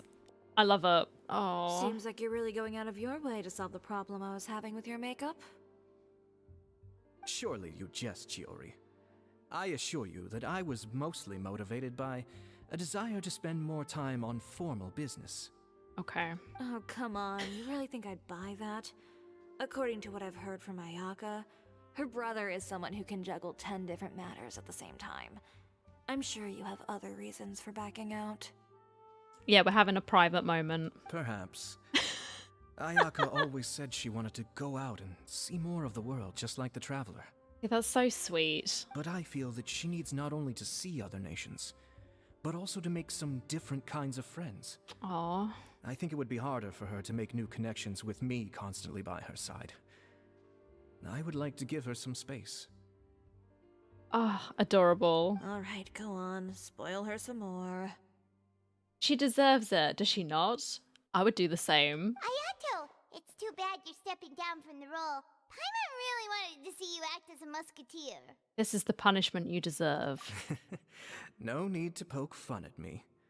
I'd wager that you also felt that I wasn't the best candidate for the role. No, I was 100% sold, but that's because I'm a simp. It's a little hard for Paimon to imagine you saying those lines. So are you going to go back to work now? Yes. Oh, I've made an appointment to meet some people from the Palais Mermonia. no. Now, I will have some more time to prepare. Traveler, get the camera ready. Paimon, get the clapperboard. Actors, to your positions. We're about to start shooting the first scene. Go on now. And please take good care of Ayaka.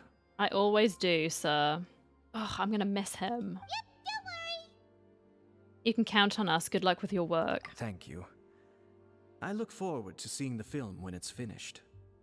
Don't just vanish on me, please. All right, now that we're all here, let me help set the scene for everyone. The first scene takes place when our two main characters are still living at the Baron's estate. They've been ostracized and verbally abused by others in the household, but they still have no idea why. We want to capture how naive and innocent they are, despite their pain. Right. Chevres will be playing the role of the older sister, Tulip, and Ayaka will be the younger sister, Iris. Be sure to get close-ups of the main characters at the right moment. Yes, I've got it. Silence on the set! Lights, camera, action! Oh, look at Paimon. Let's go! Paimon. Tulip, Mother's been out for quite a while now. Perhaps she went to pick some flowers on the way home. You know how she loves flowers. Iris, Tulip, I'm home. Mother, you were out for so long. Zoom in, yes. We're beginning to worry about Whoa. you. Maybe I shouldn't have zoomed in that much, but it's fine. I'm sorry, but I'm back now, safe and sound. Here, I brought your favorite treat, apple turnovers. That's kind of awkward. I'm sorry. Mother, what are those bruises on your hand? Huh? What Oh, yeah. bruises? Oh, I must have bumped into something while I was working yesterday. Not very convincing. But I didn't notice them this morning. Then perhaps they're from when I accidentally tripped when I was out just now. By the way, did you have fun playing at home? What's the matter, Iris? Focus on Iris. Well, we've realized that no one really wants to play with us. Aw, They even took Iris's doll and spat at us. that's horrible. And they even called us names. They said we were... Shh. It's all right. Don't worry. Girls, listen to me. Let's pan over the three characters. It doesn't matter what anyone says. Don't listen to them. No one can define you with such words. You both have wonderful lives ahead of you. Just like your names. You will both blossom like beautiful flowers. Maybe your time to blossom hasn't quite come yet, but one day, you two will bloom more beautifully than anything else. Well, I suppose they do blossom in their own way. Maybe not in the right way, but they blossom. Don't let the soil you're in now ruin your future beauty. Understand? My dear daughters. And cut! How was that, Farina? Not bad. The actors' emotions were all on point. Let's keep that take. Nice. Also, if our clapper loader could avoid shouting at the start of the scene next time. Yes, Paimon. Call her out. Oh, got it. Great. I was a little worried that my nerves would get the better of me. What about you, Chevres? I felt fine. The lines weren't too difficult at all. Seems like Farina must have adapted the role nicely. You two were great. I couldn't tell it was your first time acting in a film. You should have more confidence. Yes, Elaine. Thank you for your encouragement. Oh, Ayaka. Positions, everyone! We'll move on to the next scene after we try a few more camera angles. Oh, did my camera angles suck? I'm sorry. Everything proceeds at a great pace, and once Farina has adjusted some details to her satisfaction, you begin. This scene is when our two characters Again. return home, only to discover their mother has been murdered. Paimon. Ready? Lights! Camera! Action! Aw. Mother, we're back. Mother?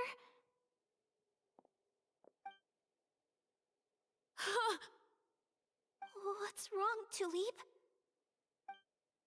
Iris, stay away! Huh? Why? What's... Mother! Mother... She's... Is she poisoned then? I know this isn't the time to be asking, but I'm curious.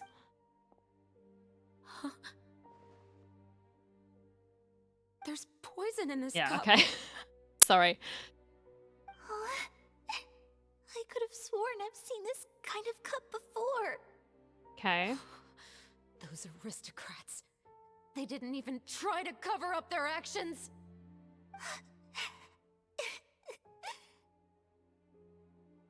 Oh, I hate it when they cry now. I know she's acting. Ugh, stop. Iris, we need to leave this place. I mean, I hate it because it makes me feel more attached to them. Hopefully you know what I mean. As opposed to how they used to do it, where it was like they showed no emotion. They were just stony-faced, but they were crying, quote-unquote. Now that Mother is gone, where can we even go? Anywhere. All I know is that we can't stay in this house. But are we just going to let them get away with this? We'll have our revenge, I promise you. Just not right now.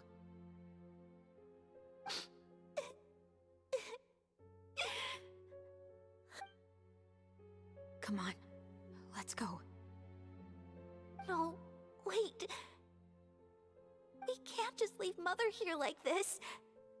At least let me leave this rose with her. Okay, yeah, the rainbow rose. That's why we went out in the first place. To buy her this flower. All right. Goodbye, Mother. We'll avenge you. Someday. And cut! Beautiful! Great performance! Yes, good job. Oh my, you're so amazing, Ayaka! And were those real tears I saw? How did you do it? I was surprised too. Thank you for the kind compliments. Actually, as soon as Director Farina said action, I told myself not to think about anything. I just felt the weight of the moment and became the character. A natural, I see. It's quite similar to practicing the art of the sword.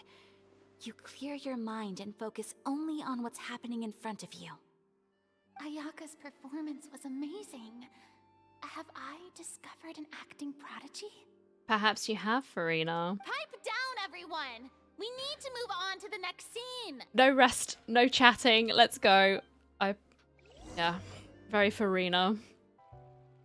A full day of filming on the set quickly passes. Oh, that's so cute. Goodbye, ladies. See you tomorrow. Are we done already? But Paimon wants to keep playing with the clapperboard. Oh, Paimon. We can get you one, it's fine. I'll make you one. How do you feel, Traveler? Is your arm sore from holding the camera all day? A little bit, but it was a lot of fun. Good work, you two. No, you. You too, Shivers. You were quite the actress today. Mm-hmm.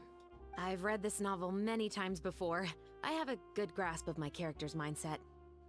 Anyway, do you remember my request from yesterday? I certainly do. You said there was a mystery afoot, and I am intrigued. Yes, sign me up. Oh, right! We were having so much fun that Paimon nearly forgot. You have a case where the murders seem really similar to the cases in the novel, right? So, how are they similar exactly? In the story, the main characters grow up to become two musketeers, always using their guns to carry out their revenge. Right. And on each of the victims, they place a rainbow rose as a signal that they've returned. So do you mean there were rainbow roses in your case too? Yes, that's correct. We found rainbow roses just like in the novel. Seems like you're connecting the dots now. Oh, that does sound pretty concerning. Especially after seeing the script today. Oh, now Paimon can't stop wondering what kind of ulterior motive the murderer might have. Well, we don't even know the victims. We don't know the connection. We haven't got any information other than people have died and there's rainbow roses. What do you think, Traveler? You're smart. Paimon wants to hear your thoughts. If we're only there to assist, then I think we can join the case. Good. On behalf of Fontaine's Special Security and Surveillance Patrol, thank you for your dedication to justice. It is my pleasure. There's no time to lose. We should start investigating right away. Follow me. Okay. Huh? Right now?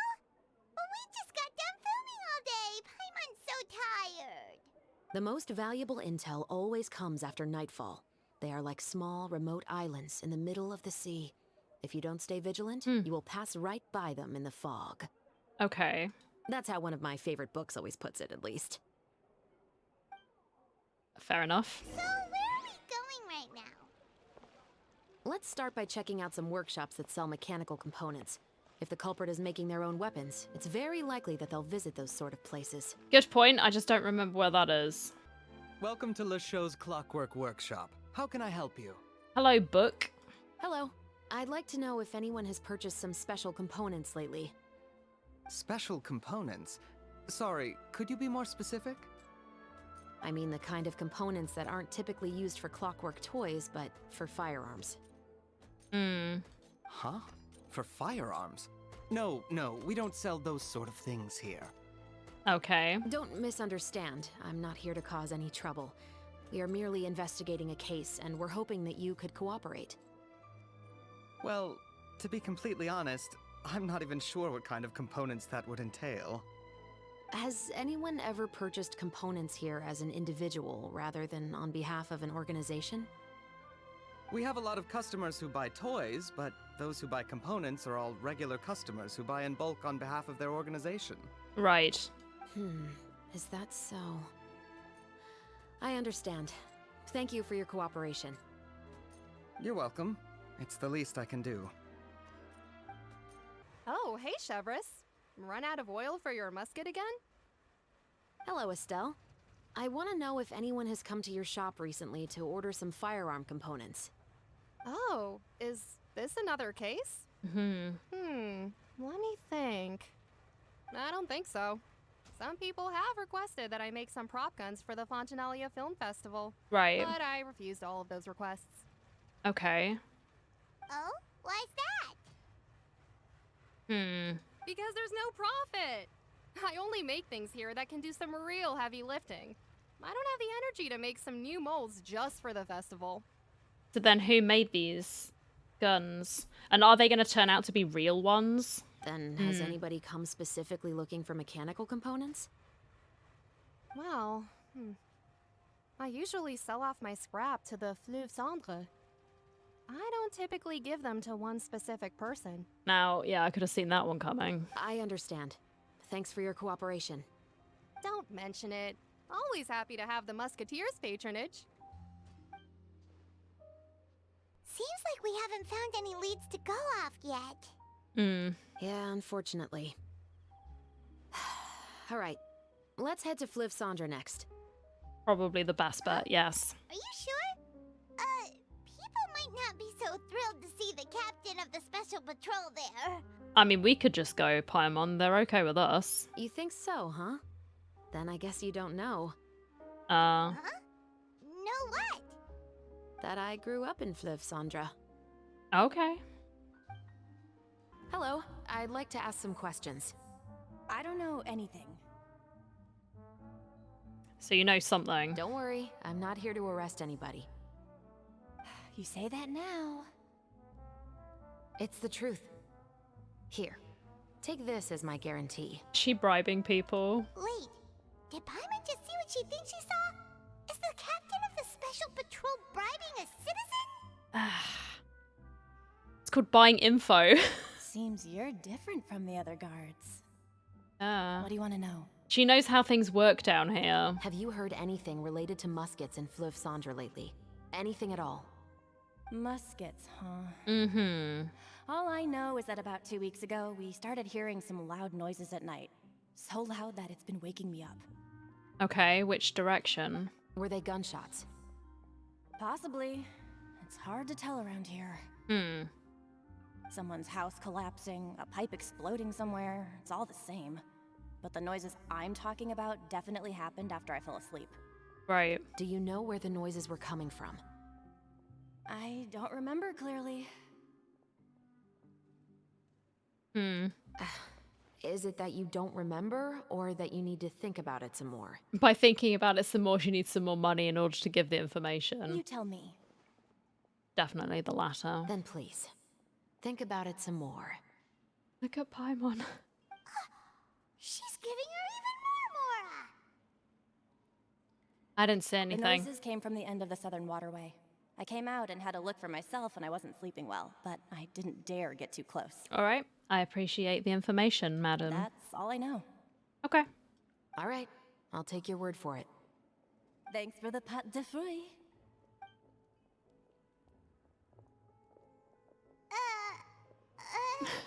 Paimon's mind's been blown. No need to be surprised. I grew up here, remember? I know how to get people around here to talk. What talk? Seems you catch on pretty quick. Now then, I didn't see let's anything. keep going. Yes, let's go. It's been a while, Tetro. Please, just get on with your request. I want to know if you've heard anybody talking about muskets lately.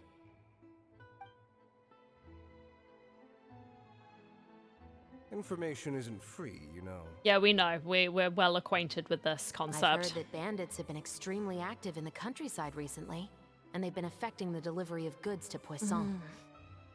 I can allocate some more manpower to help out with that problem. What do you say? You're still as helpful as ever. One of our men got drunk at dinner about a month ago and lost his gun. 3 days later, it turned up in the corner here. Okay. What's weird about that? He just forgot where he put it, right? This is Fleuve Cendre, my friend. Anything of value left in the tavern won't ever make it to the next day. People have got sticky fingers. But that gun turned out to be an exception. It didn't get any new wear and tear on it, and didn't even appear to have been fired. We were quite mystified as to what could have happened. I suspect it came back because the weapon was already known to the guards. You mean, a criminal was afraid the Marechaussee Phantom would use the shot marks to track them down? Maybe. But if that's the case, the culprit really took great care to avoid getting caught. I didn't say anything about a criminal. In Fleuve Cendre, knowing who was killed is as easy as knowing what clothes you're wearing today. It's the guy living in the east side, isn't it? I've never liked him. Every time he's here, he just orders a drink and sits there with a nasty look in his eyes. So, who was the one who lost the gun in the first place? Don't bother. Even if you ask, he wouldn't admit to owning a gun to some strangers. Not to mention the captain of the Special Security and Surveillance Patrol. Seems like a dodgy fellow. He's right. I know you grew up here, Chevreuse. Even though you're on good terms with the Spina, you've still been gone too long. Not many people know you here now, and a lot of people don't like the Special Patrol. I know.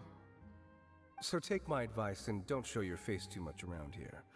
It's for your own safety. I'll come and go as I please, and I'm afraid I'll be appearing more often due to my work. She doesn't back down. I like it. I respect her. All right. Don't say I didn't warn you. Well, it's okay. I'm prepared for a fight. What's all this?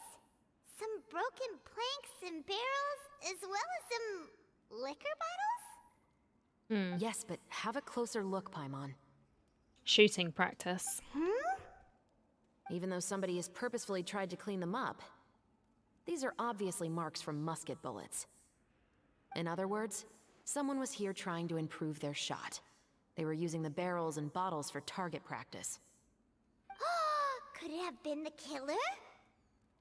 Your guess is as good as mine. Although many people at Fleuve Cendres own guns, few hide the fact from others. And even fewer would go to such lengths to hide markings from practice shots. Right. Anyway, let's go.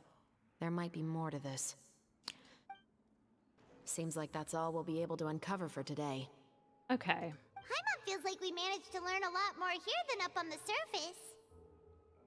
Why are we talking about it with this person here? Because that could be the criminal, and we're just letting them know that we're onto their tail. Yes. Assuming that everything we found is indeed connected to our suspect, then their timeline was probably something like this. A month ago, our suspect found a gun and took it home to disassemble it. Once he'd figured out its mechanics, he brought it back. Yes.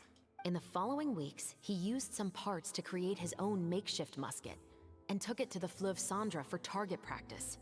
Right. Then, a few days ago, he found his target and carried out the murder. Once the deed was done, he left a rainbow rose on the body, just like the scene in the novel. That all makes sense to Paimon, but we're still no closer to figuring out the killer's identity. About the guy who died. The deceased was a resident of Fleuve Cendres. It's said that he was a poor, solitary man.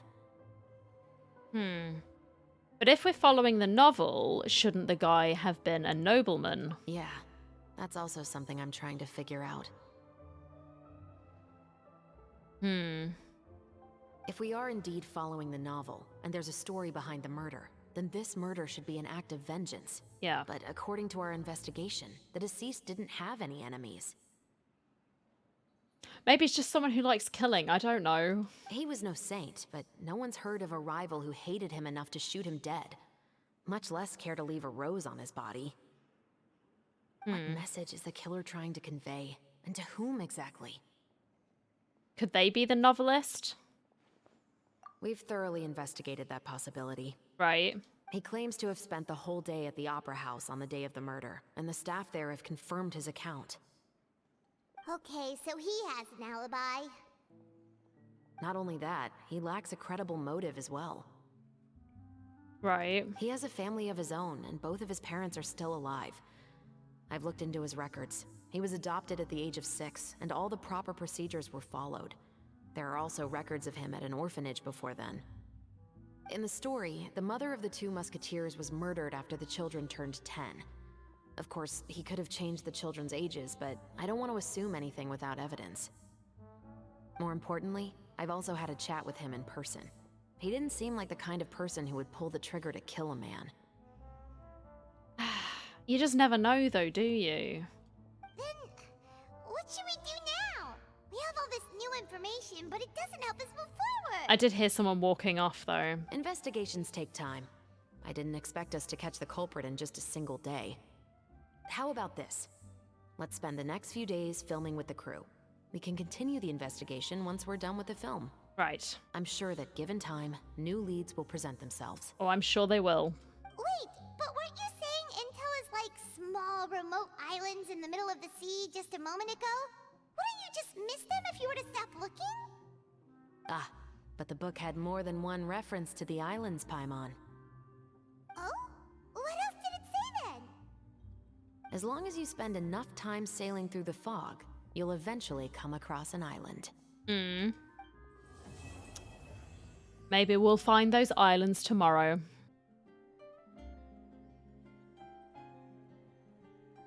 The whole gang's here. Lovely. Amazing.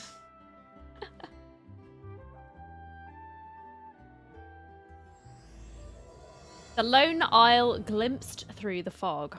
Or through fog, sorry.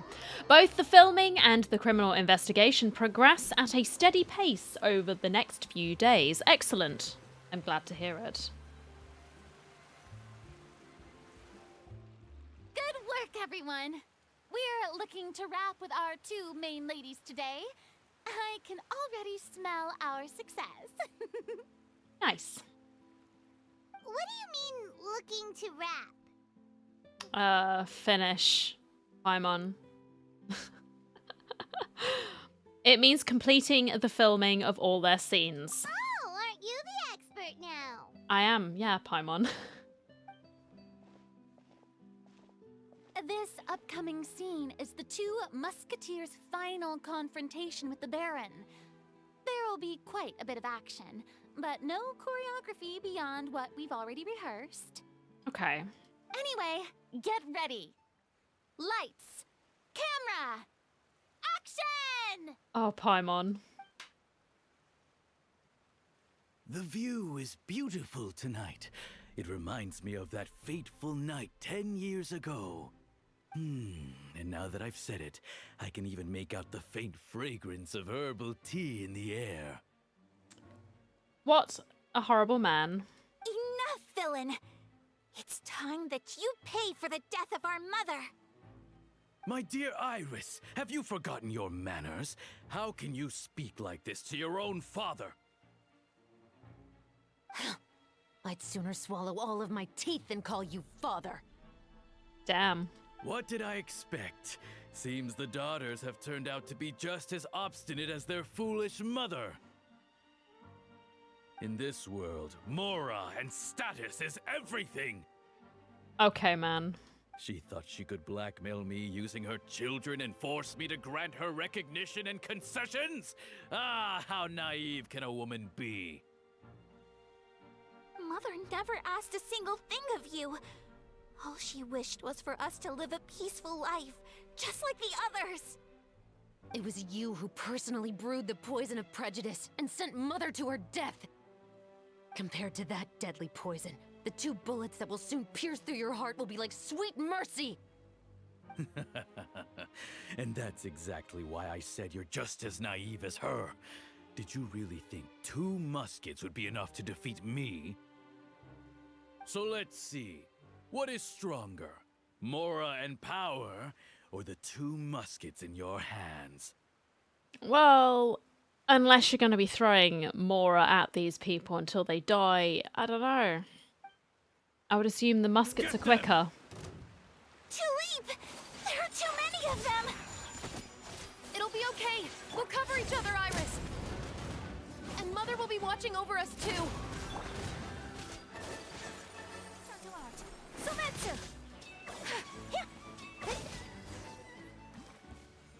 Yep. You've lost. Yeah, that money and status, it's really, really helping you, man. To think I'd lose to my own 2 kids. I think you underestimated them there, pal, but... We are no children of yours, and we'll never call that place our home. Then tell me, what did you do all this for? You lost your mother, and will soon kill your father as well. What will you gain in the end, other than sentences for your crimes?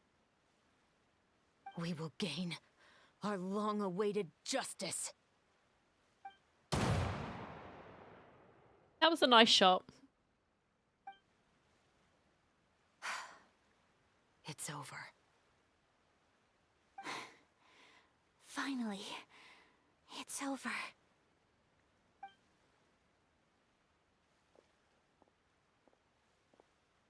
Yeah, screw that guy. What a rude word. So, where will you go now, Tulip? I'm not too sure, Iris. Maybe somewhere with lots of flowers? After all, That's nice. Mother always did love going where the blossoms were. What about you? I want to go visit Mother's grave. Yeah, that's not a bad idea. Hmm. Huh? Tulip, look! What is it? It's Mother's favorite. The rainbow rose. Look, it's blooming again. Yes, good job. Well done. Excellent! That was beyond mesmerizing. Even I didn't expect the scene to go so well. And we got it in a single take. Well done, everyone. All right, everyone. We've got a wrap for Tulip and Iris. Congratulations, Ayaka and Chevrolet! Amazing performance. Thank you. I didn't expect our parts to wrap so quickly. I wish I could savor the experience for just a bit longer. Aw. Paimon totally understands. Paimon's not ready to say goodbye to the clapperboard either. Filming has really been a lot of fun. Paimon, we'll just get you a clapperboard. It's okay. You were great too, Chevrolet. The way you said, long-awaited justice. It gave Paimon chills. That is indeed my favorite line in the whole book. I still remember trying to act it out in my room the first few times I read it. Whoa, Paimon would have never guessed you're that type. Who doesn't like stories where the guilty are punished and justice prevails over evil? Don't forget, I'm the captain of the Special Security and Surveillance Patrol. My only question is, was that really justice? Should they have been taking that matter into their own hands? I obviously don't know anything about the novel society that this whole film was based on, but I don't know, maybe we could have had the authorities do it, unless they were all in the pocket of the Baron, and then I can understand. Captain, Anyway. I have something urgent to report. That's a tangent. I'm sorry, I'm ranting again. Please excuse me, everyone. I'll be back in just a moment. Maybe it's relating to our case. It's okay, don't worry about us.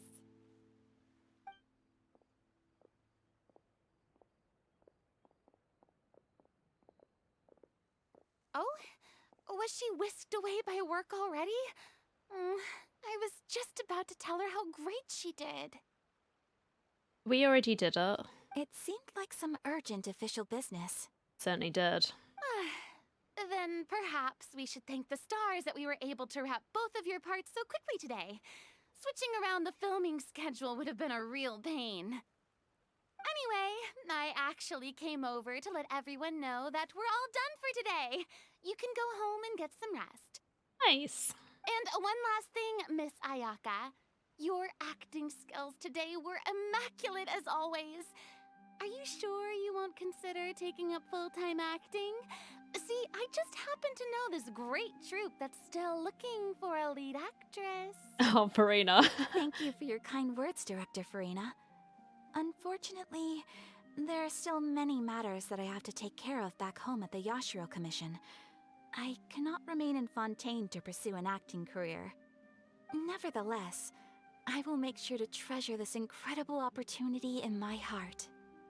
Aw. Oh, that's a shame, but I understand. Just let me know if you ever change your mind.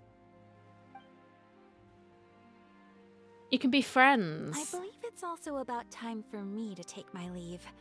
But hopefully I'll see you on set over the next few days. Even though my part's wrapped, I'd still like to swing by and help out the crew.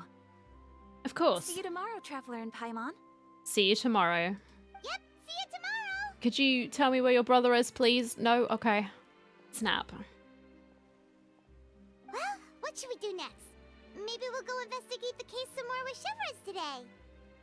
I mean, Traveler, Paimon, we could. Please come with me. Okay. Huh? Where are we going? You could say that our ship has finally chanced upon one of those small, remote islands of intel. All right.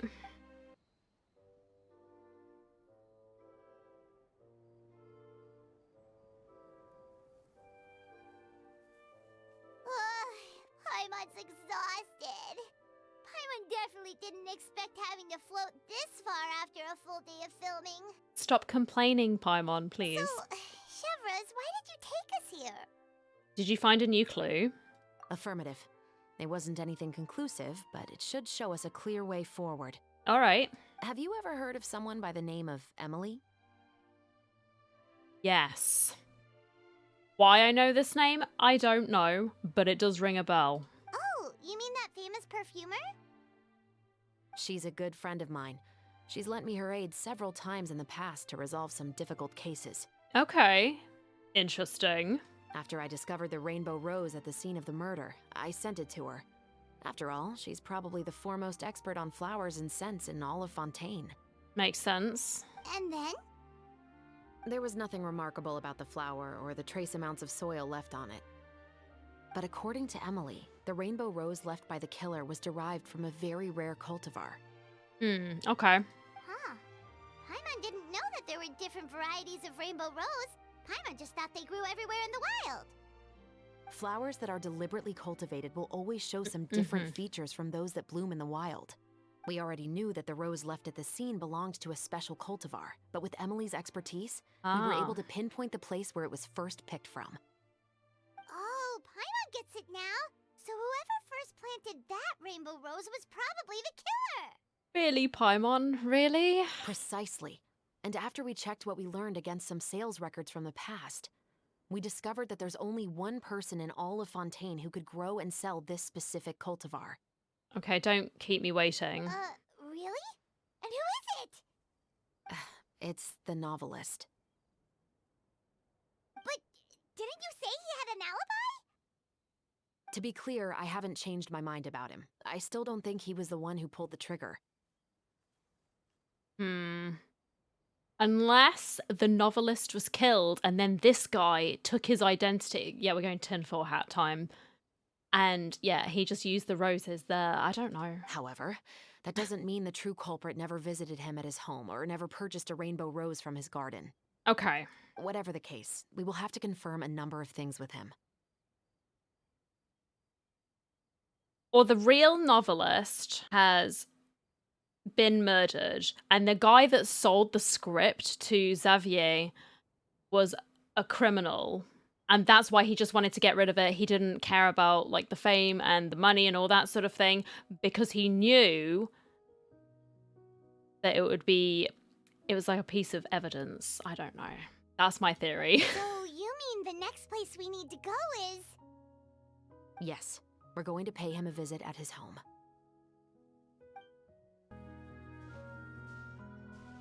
That should be his house.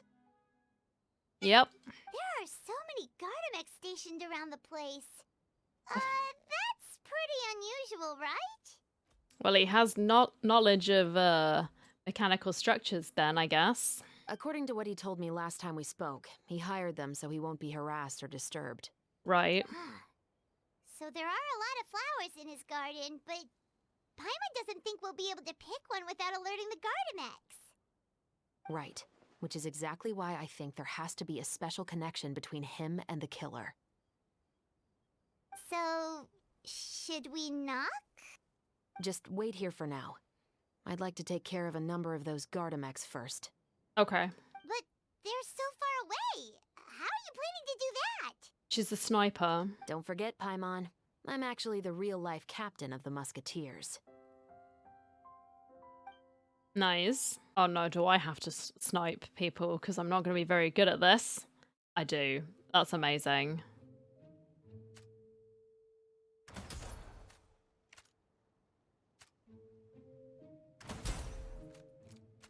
He dead? He is.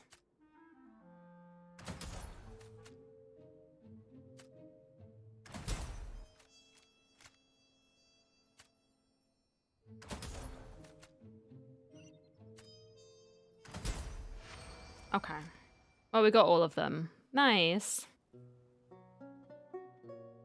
All clear. Let's go. Oh, wait! Paimon's a little nervous now that we know he could be the killer.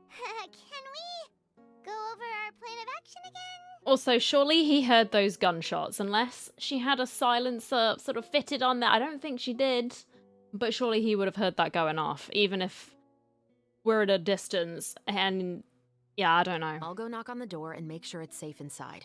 Once we're sure that we're in the clear, I'll ask him to come with us for a quick round of questioning at the guard's headquarters. After we blew up his mechs. Okay. Can't we just arrest him? We still have no evidence that he's the killer, or that he lent the killer any direct aid.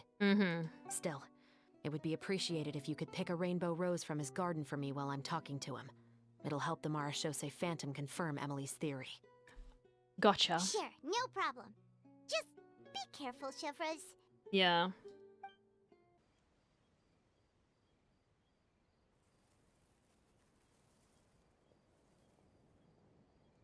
Excuse me, Mr. Baptiste, are you home? Who could it be at this hour? Oh, it's you, Officer Shavras. Would you mind accompanying me to the guard's headquarters, Mr. Baptiste? We would like to ask you some questions about a case. Oh, is it still regarding the murder case from before? I cannot confirm or deny that at this time. Did we not meet Baptiste before, or am I making up stuff? It is entirely possible that I'm making up stuff. So it is then. Listen, I need you to come with me, Mr. Baptiste. Miss Shavras, I'll save you the trouble. Oh, and you two over there? There's no need for you to pick my flowers either. It's not time for them to bloom yet. We were hiding. Poorly. Okay. Paimon. By saving me the trouble, you mean... I will confess. I was the killer.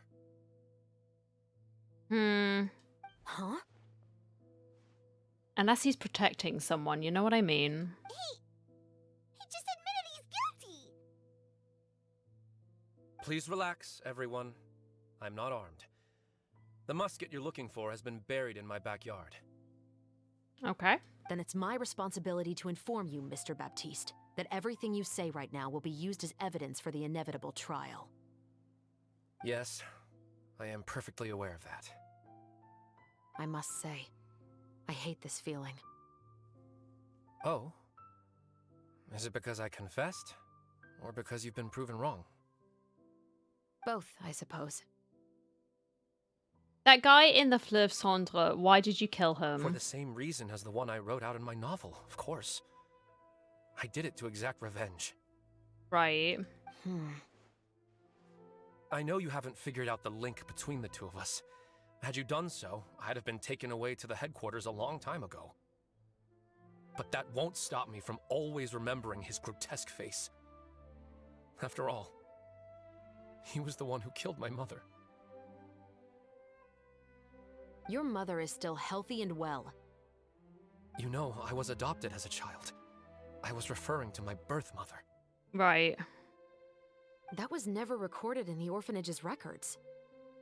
Please forgive a 6-year-old child for concocting some lies to protect himself after watching his mother die right in front of him. So, your novel, it was like a record of your life? Didn't I joke about that earlier? No, of course not. It was a work of fiction with many embellished parts. But I am indeed the illegitimate son of a wealthy and influential man who abused his power to murder my mother. That part was 100% real. Right. But the man you killed didn't have a Mora to his name. No, he was just like some homeless man. He was a hired assassin. An irredeemable beast who sank his fangs into a defenseless woman just for a few bags of Mora. But if that's really the truth, you wouldn't be telling us any of this now. You still haven't managed to take revenge against your father, the true mastermind behind it all. Yeah, it seems kind of weird, man. I never thought I'd hear that kind of thing from the captain of the Special Security and Surveillance Patrol. Well, I'm simply skeptical about your motives. It's simple, really. I've grown tired of everything and don't want to shoulder this burden anymore.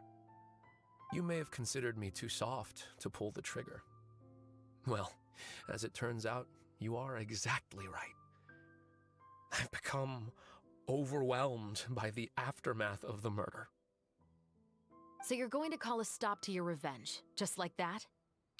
I don't buy it. The true mastermind is too rich and too powerful for me. I've accepted that I will never be able to avenge my mother alone. And so what? The characters in your book never gave up. Now, Officer Shavras, I'm the one who has killed a man, aren't I? Are you trying to convince me to commit another crime? No, just convince you to admit who actually did it. What's your father's name? How do you plan to prove the veracity of all of your claims? Well, I'd like to speak with you privately. Sure. Why don't we speak privately at the guard's headquarters? No, it has to be here. I must ensure that we won't be overheard. Fine. Let's talk here. When I said won't be overheard, I meant by anyone. Excuse me. I would like to speak with you and you alone. We can go somewhere else for now. Thanks.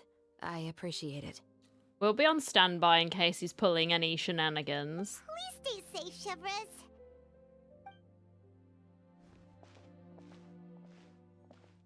All right. Let's hear it. Will you really believe what I'm about to say? Well, that depends on what you're going to tell me. Fair enough. Fair enough. Then listen closely.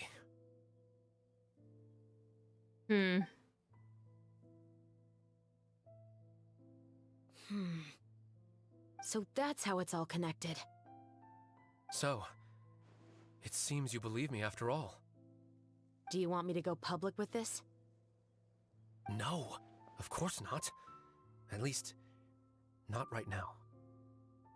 Then why did you bother telling me? You've read my work. What do you think?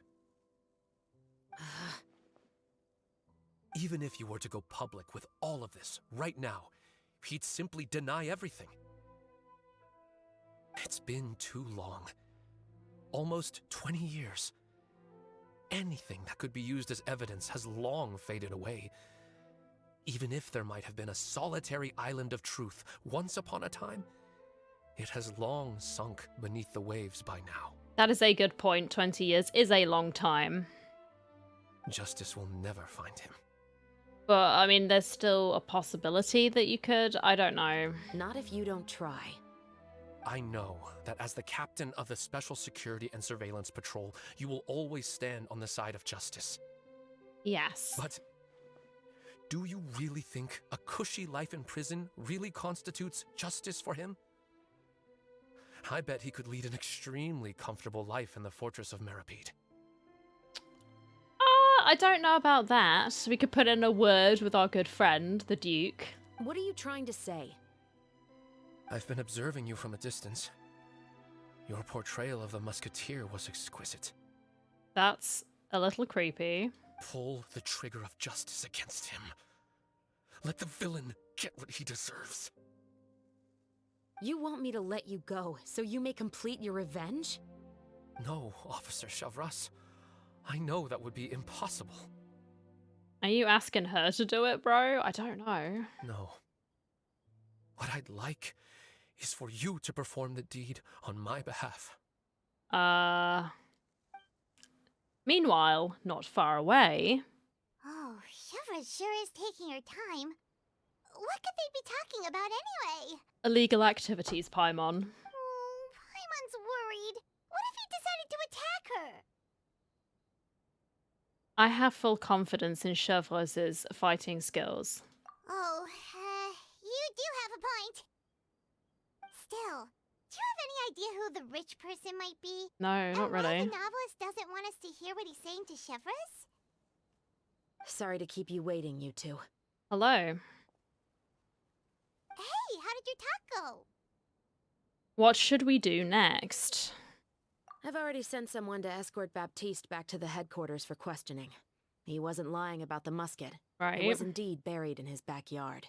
I see. But what about the name? Did he tell you the name of the rich guy? Yes, he did. But for now, I have to return to the Special Patrol. There are still a few loose ends I need to tie up. Oh, really? A few loose ends, huh?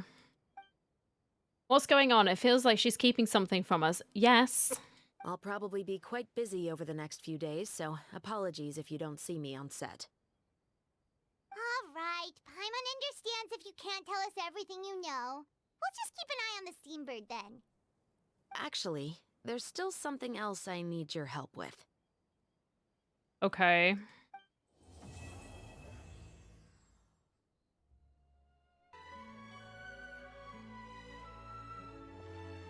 Good morning!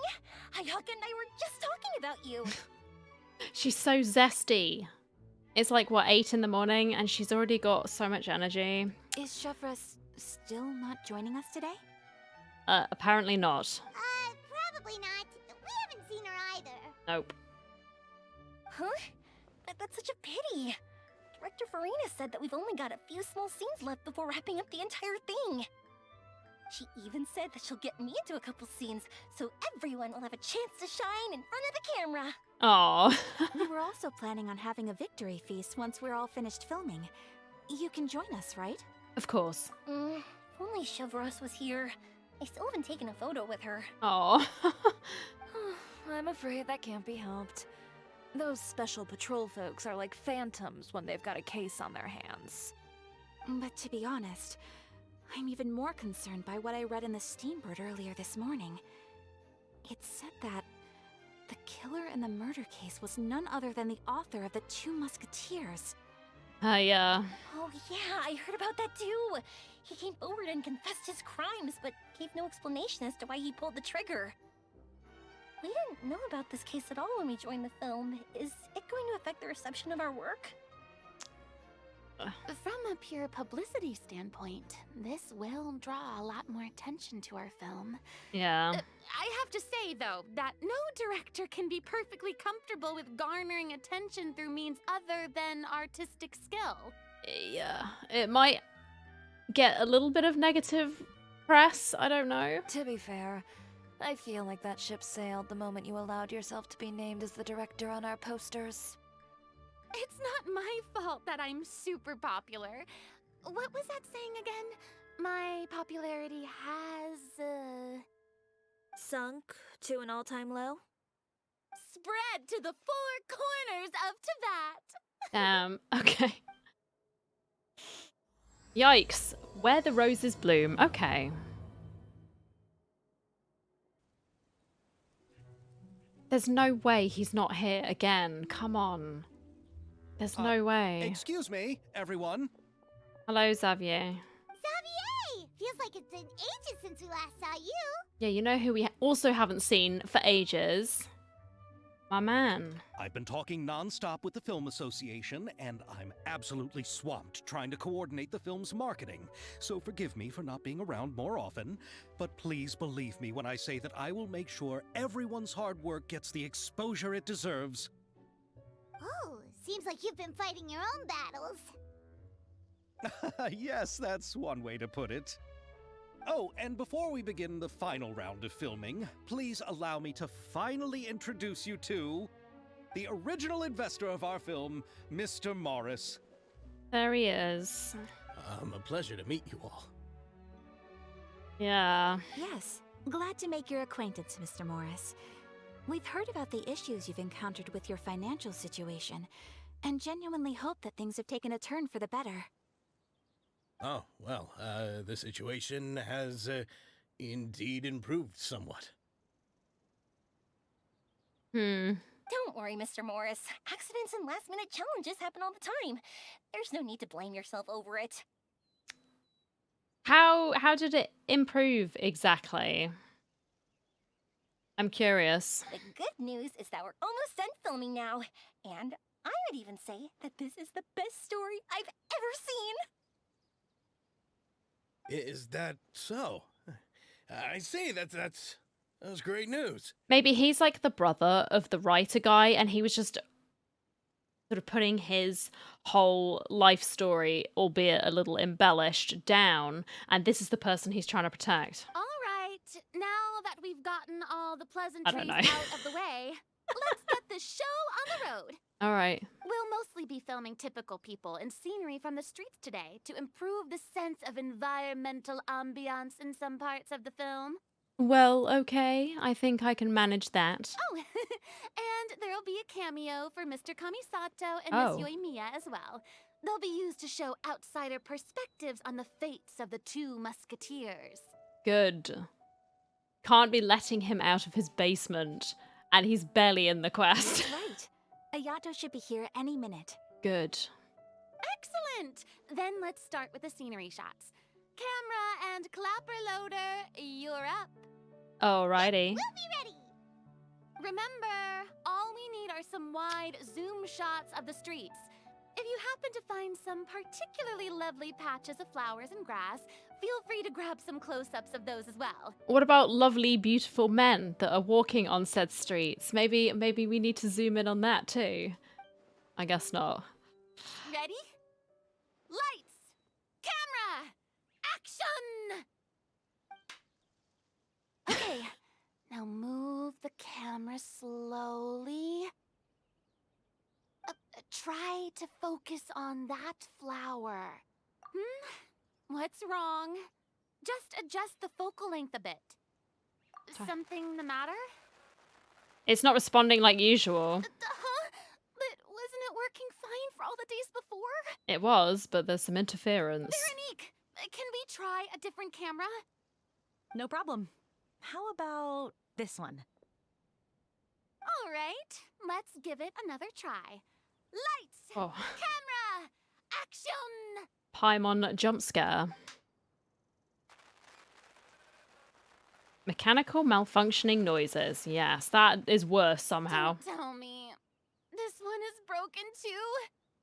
Veronique, do we have any other spare ones we can use? I'm afraid we only brought these two today. What? Then go find a workshop to get them repaired right away. Oh, and you too, Bono. Go find our spare camera in the warehouse and bring it back to the set. On it. Oh wow, maybe we could use mine. It has some Snapchat filters on it. I'm sure everyone. it will look great. Oh, My apologies for the delay. Is something the matter, Ayaka? I'm just gonna enjoy this shot for a moment. Very nice. It seems like there are some issues with the filming equipment today. We're stuck for the moment. I see. Well, let's not just stand here twiddling our thumbs. Actors, to the makeup booth. We'll start on the next scene as soon as we get a working camera. Right. After some time, Veronique returns with a repaired The people camera. at the workshop told me that the part which holds the lens in place seemed to have fallen off. That's super strange. It was perfectly fine just yesterday. Sabotage. Unless someone was using it for something else. Did we check the film? Well, no time to dwell on that now. Let's get back to filming. Ahem! Quiet on set! Places, everyone! Lights! Camera! Action! By the way, have you heard about that recent murder case? Yes, I have. It seems that they've caused quite the commotion in the city. I heard that the chief of the guards is so mad about not catching the culprit that he's about to explode. Oh? I find that quite hard to imagine, considering how he already looks most days. Director, we have a problem. I don't think this is part of the script. Oh, we're in the middle of a take! Couldn't you wait until we wrapped up this scene? Apparently not, no. No, Director, our film, all the finalized film that we've been keeping in the case has disappeared. Yep. There we go. What did you say? Was that like a vine boom? Did I just hear a vine boom? Mr. Bono, please take me to where the film was kept right away. I'm coming too. No, Yoimiya, you have to stay here. Oh. Okay, listen up. Everyone who's not working on this current scene can go with Bono to look for the film. Everyone else, stay put and wrap up the scene.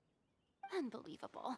How could all these problems happen in just one day? Someone doesn't want to get it getting out. After some time. We're back. Oh yeah, what did you ladies find? How did it go? Did you find the film? We found it in the sewers. Huh? In the sewers? Is the film still okay? We discovered it just in time, so we should still be able to salvage it. The others are checking now to see if we lost any specific scenes. Oh, you scared me for a moment there. I nearly thought we had lost everything.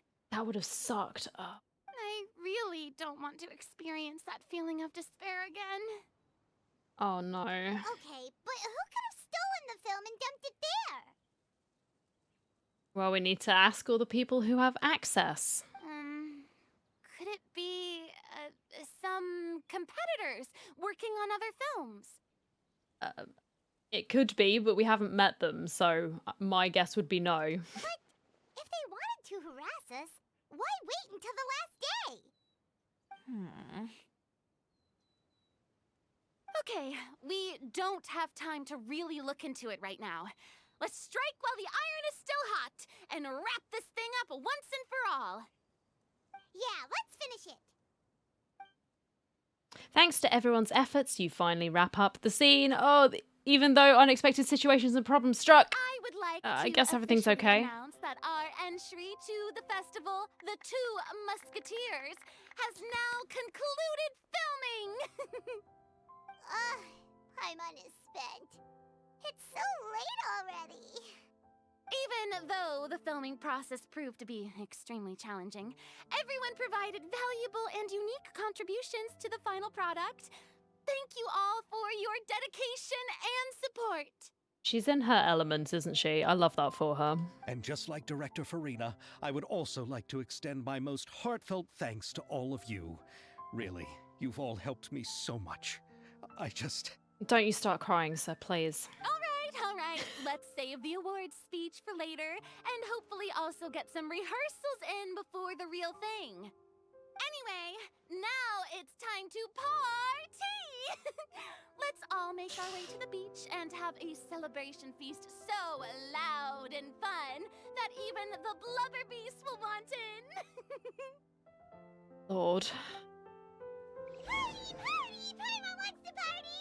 Does it have to be this loud, though, Paimon? Just indoor voice, even though we're outside. Just indoor voice.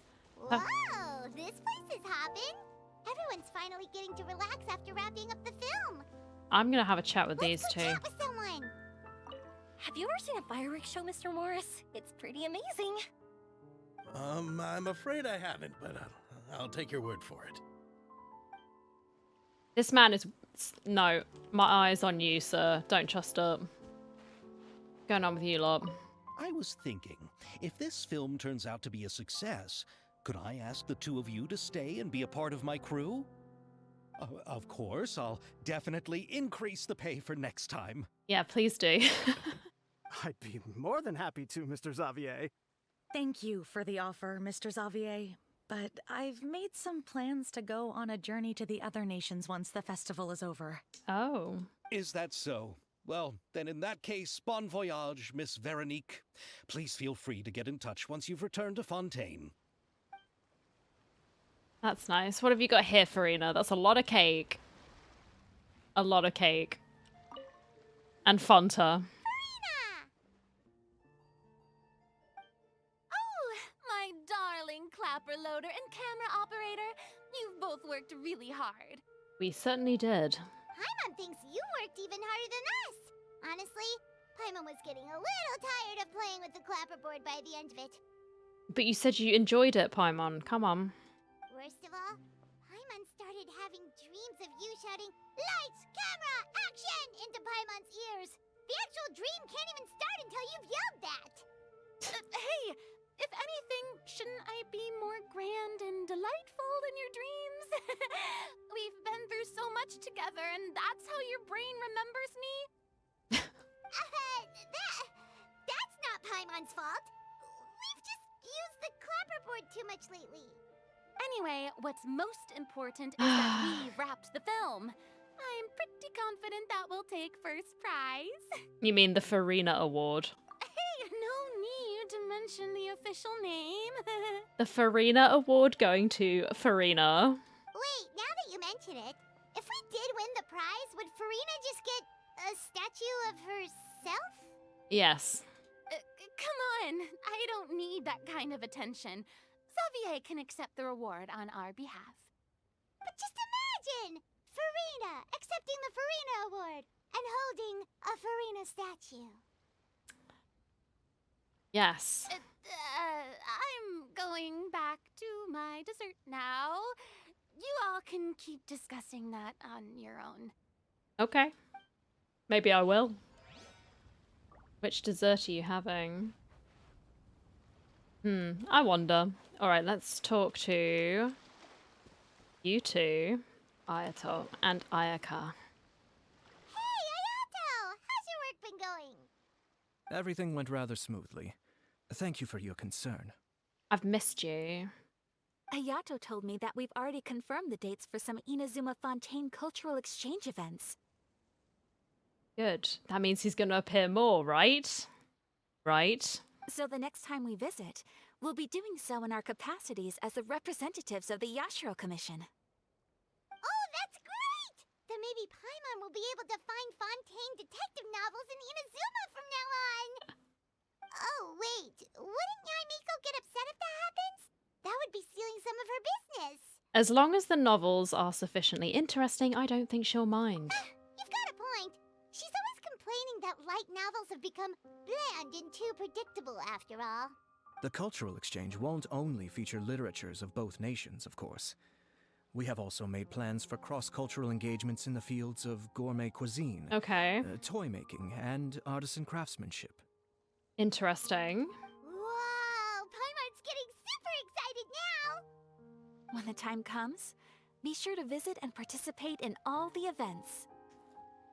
Of course, I'll be happy to. Especially if you're going to be there. I'm going to talk to him again. I wish we could have spent some more time here. Don't worry. It won't be long before we're back again. Are you foreshadowing? It better not be. I'll force you to come here. Right, Chiori, hello. Chiori! Hey, you two. Hello. Are you not really into these kinds of big social occasions? No. Not particularly. But this is still better than Fontaine Fashion Week. I can only imagine. But if this film becomes a big hit, people will definitely come flocking to your shop. True. Yes, that's highly likely. As long as the film can premiere as planned. Are you still worried about the case? That and all the obstacles we had to face today. You're right. It's as if all our bad luck just manifested at once. Funny that. But why today of all days? Someone has appeared that hasn't been here since the beginning. I wonder. Yes, Paimon, come on. No, it's nothing. We've already delivered the film to the editors, so there should be nothing more to worry about. Unless their editor's employed by that guy. How are you doing, Mr. Morris? You having a good time? Well, you could say that. Do you happen to know when the party is scheduled to end? Judging by how much fun everyone's having, I'd say probably not until well after midnight. Is there something that you still have to take care of at home, Mr. Morris? Oh, well, I'm just not a late night person, so I might take off shortly. Oh, yeah. Oh, no! Silly me. I almost forgot something super important. Oh, what is it? I prepared a whole batch of fireworks for the party, but I forgot to bring them over from the warehouse. Fireworks, you say? That's, truly a pity. Sorry things didn't go as planned. Could you help me carry them over, Mr. Morris? I won't be able to fetch all of them by myself. And instead of fireworks, we're going to find chevres and he's going to get arrested. Me? Because he's the dad. Are you sure that you can't Maybe, I don't know. I just wanted to make this a surprise for everyone. The warehouse isn't far from here. We'll be there in no time. Pretty please, Mr. Morris. These are some of the best fireworks I've ever made. So I also want you to see them before you leave. They're stunning. I promise that they'll be a once-in-a-lifetime experience that you'll never forget. But... It's okay. Just come with me. If we're sneaky enough, nobody else will see us leaving. All right. No one can say no to Yoimiya. The warehouse is right over here. I moved the fireworks there in advance, so it shouldn't be too much work bringing them back. It's still a ways away from the party. Sorry about that, Mr. Morris. It's probably because I'm used to carrying fireworks all the time, so it doesn't feel like a lot of work to me.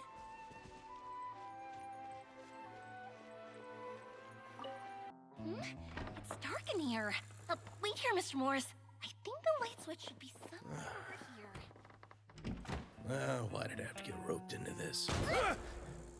What was that?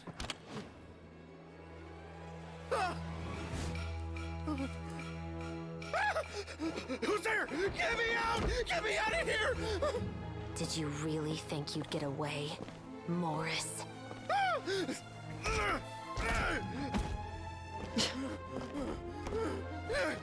You've got the wrong guy! It wasn't me! I'm not the killer! You know, Eliza died a far more heroic death than this. She fought your assassin to the end, to save the children she had hidden beneath the floorboards.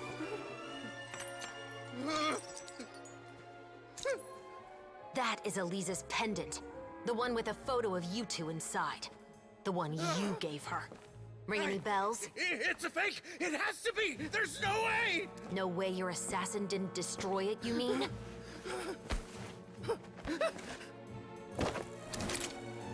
Did you ever love her, Morris? Or was killing her always the plan? No, please. Listen to me. I told Eliza to keep us a secret. I paid her plenty for her silence. I never thought she'd keep the child. What was she supposed to come out, and I had no choice. She'd force my hand. No! I'm begging you. I have money. Just name your price, please. You can keep your Mora, and you can go to hell.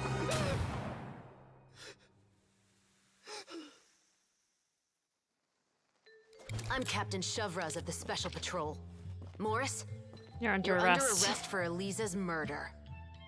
Huh?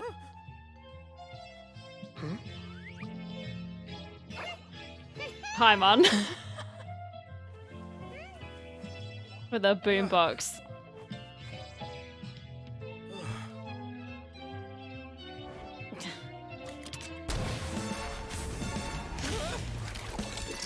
You're under arrest too, prop manager Veronique. Or perhaps I should call you the Second Musketeer.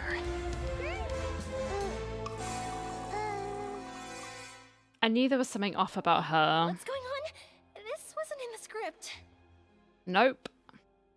Drop the gun, Veronique. Why? Why would you keep me from exacting revenge on this heartless monster? Because we have a system where he gets punished. Drop your weapon. This is my final warning.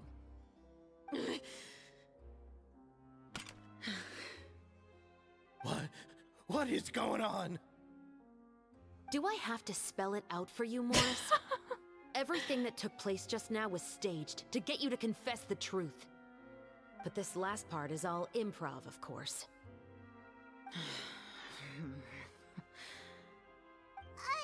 Shivers, you told us you wanted us to help you stage a play. You never said anything about the Second Musketeer.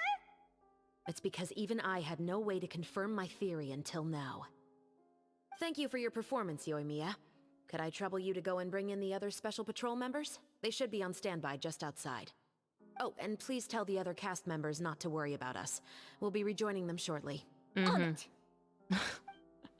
She's so happy. So what do you think, Morris? Care to talk about what happened 20 years ago? My patience is limited, you know. Don't force me to take you back to the interrogation room. I'd wager that you wouldn't last for more than a minute in there. Oh, really? With the recording we made, you have no chance of winning in court. Cooperating with us now is the most practical move. All right. I'll talk. I hired an assassin to murder Eliza. Yep. She once worked as a maid on my family's estate. She was very beautiful, and after some time I fell for her. Right. We kept our relationship a secret and carried out an affair for some time, but it wasn't long before she became pregnant. Should have kept it in your pants, my dude. And if my parents ever found out, they would have stripped me of my inheritance and status, driven me out of my home.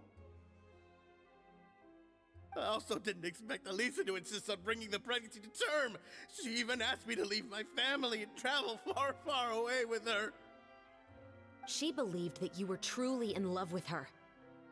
I didn't have a choice. I mean... I gave her a large sum of mora, told her to leave the family and to get rid of the baby.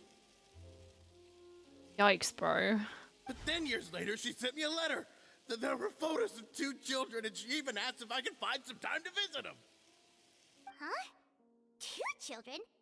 Paimon thought Baptiste was the only... you mean... Paimon, come on. Even if she had the children against your will, you could have just ignored the letter entirely. Yeah. Why kill her? I had just gotten engaged to be married to an heiress from another wealthy family. So if anyone were to find out about Elisa, my life would be completely ruined. I didn't have a choice. So you murdered someone. No. Okay, buddy. You always had a choice. You just made the wrong choice. Again. Alright, off to the fortress with you. Do you know how it feels to watch your mother be killed right in front of you? My brother and I were hardly even school age yet. We were hidden beneath the floorboards, grasping each other's hands like a lifeline. We were so terrified that we didn't even know we could ever take a breath.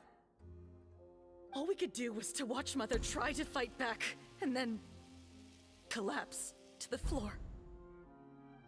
Even after the assassin left, we were still too terrified to leave our hiding spot.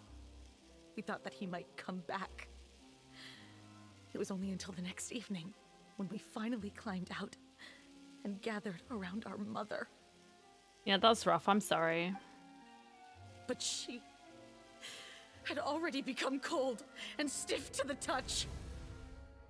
Yep, that's how that works. I'm sorry. You made up your mind right then and there to bring this case to light. Not only that, we resolved to get our revenge. And that's why you became the Musketeers. And that also explains why she didn't want to hang around in Fontaine. She had to leave because she wanted to run away. Her brother had taken the fall for her, so that she could still live a free life after what they've done. No, that's why I became a Musketeer. The man from before was also killed by me. Okay. My brother had nothing to do with it. So he was just defending. I figured as much. You did? I once told these two that he didn't look like a killer to me. His confession from that night also rubbed me the wrong way. I think what really tipped me off was, how could I not feel a sense of regret in him? I mean, he could have been just a person who doesn't feel regret, and he was just like, yeah, I did it. I don't care. Because they do exist, but... yeah. He confessed faster than any criminal I've ever met, but he didn't say a single word about you. He insisted that he was the sole perpetrator in the case. But after the questioning ended, I disassembled the musket we dug up from his backyard, put it in front of him, and told him to reassemble it. Wanna guess how far he got? Not very.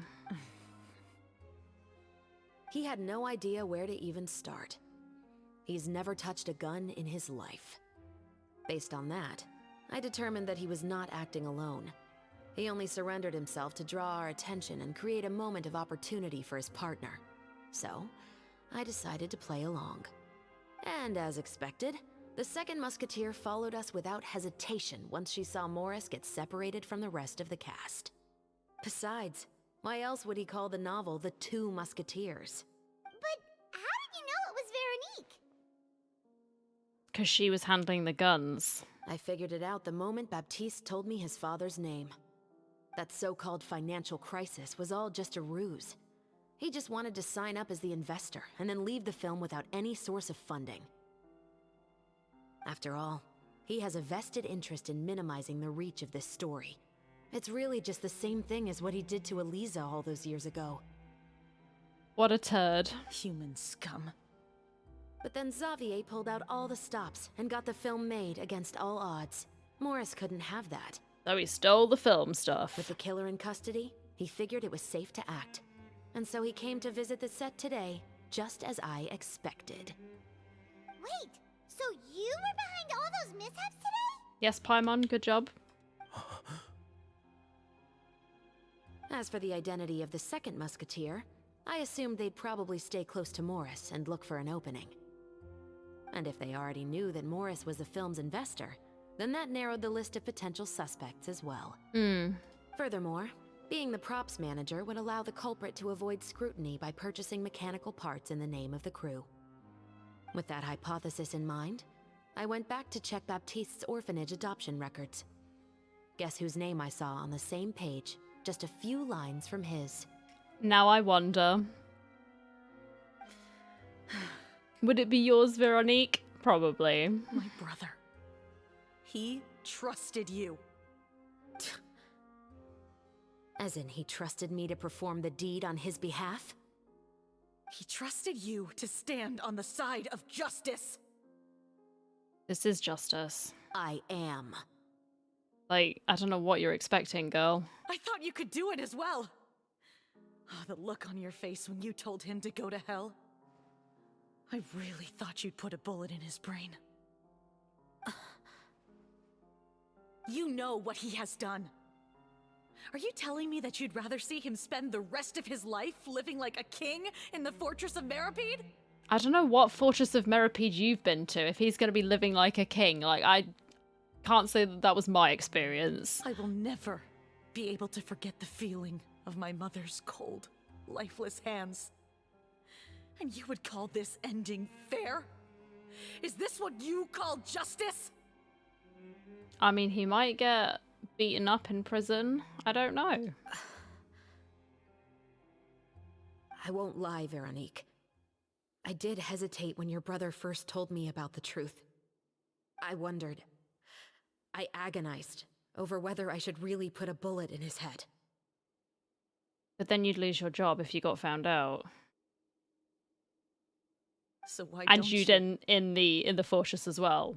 Because that should never be how justice is carried out in this world. Perhaps, to you, justice is simply reciprocated. An eye for an eye, and a life for a life. But everyone has their own understanding of justice. If everyone were to pursue their own definition of it, there would be no more order in this world. We'd just be living in, like, Mad Max. Today, you'll kill Morris. And tomorrow, his children may come for you. Yeah. The world cannot render judgments based on a desire for revenge. That will only lead to a cycle of revenge, as well as the destruction of order and civilized society. Fontaine is founded on a set of laws and a standardized code of justice. That is why we are the nation of justice. But with all that said, I will promise you this. Morris will not lead a cushy life in the Fortress of Meripede. No, he won't. Chevros, the rest of the special patrol is here. Thank you so much, Yoimiya. Letelier, Terena, please take them away.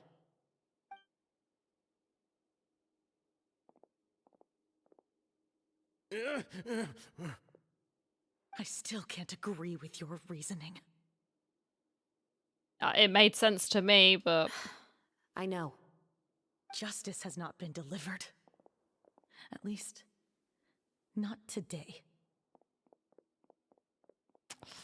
I can't say I know what that feels like, but at the same time, you are just sort of going down to his level by becoming a murderer too. Chevros. Let's go. We should give an explanation to the crew. I think you made the right call. Thank you for your concern. I'm fine. I'm just thinking about the things in life that have driven people to take justice into their own hands. Yeah. You explain everything that happened to the rest of the crew.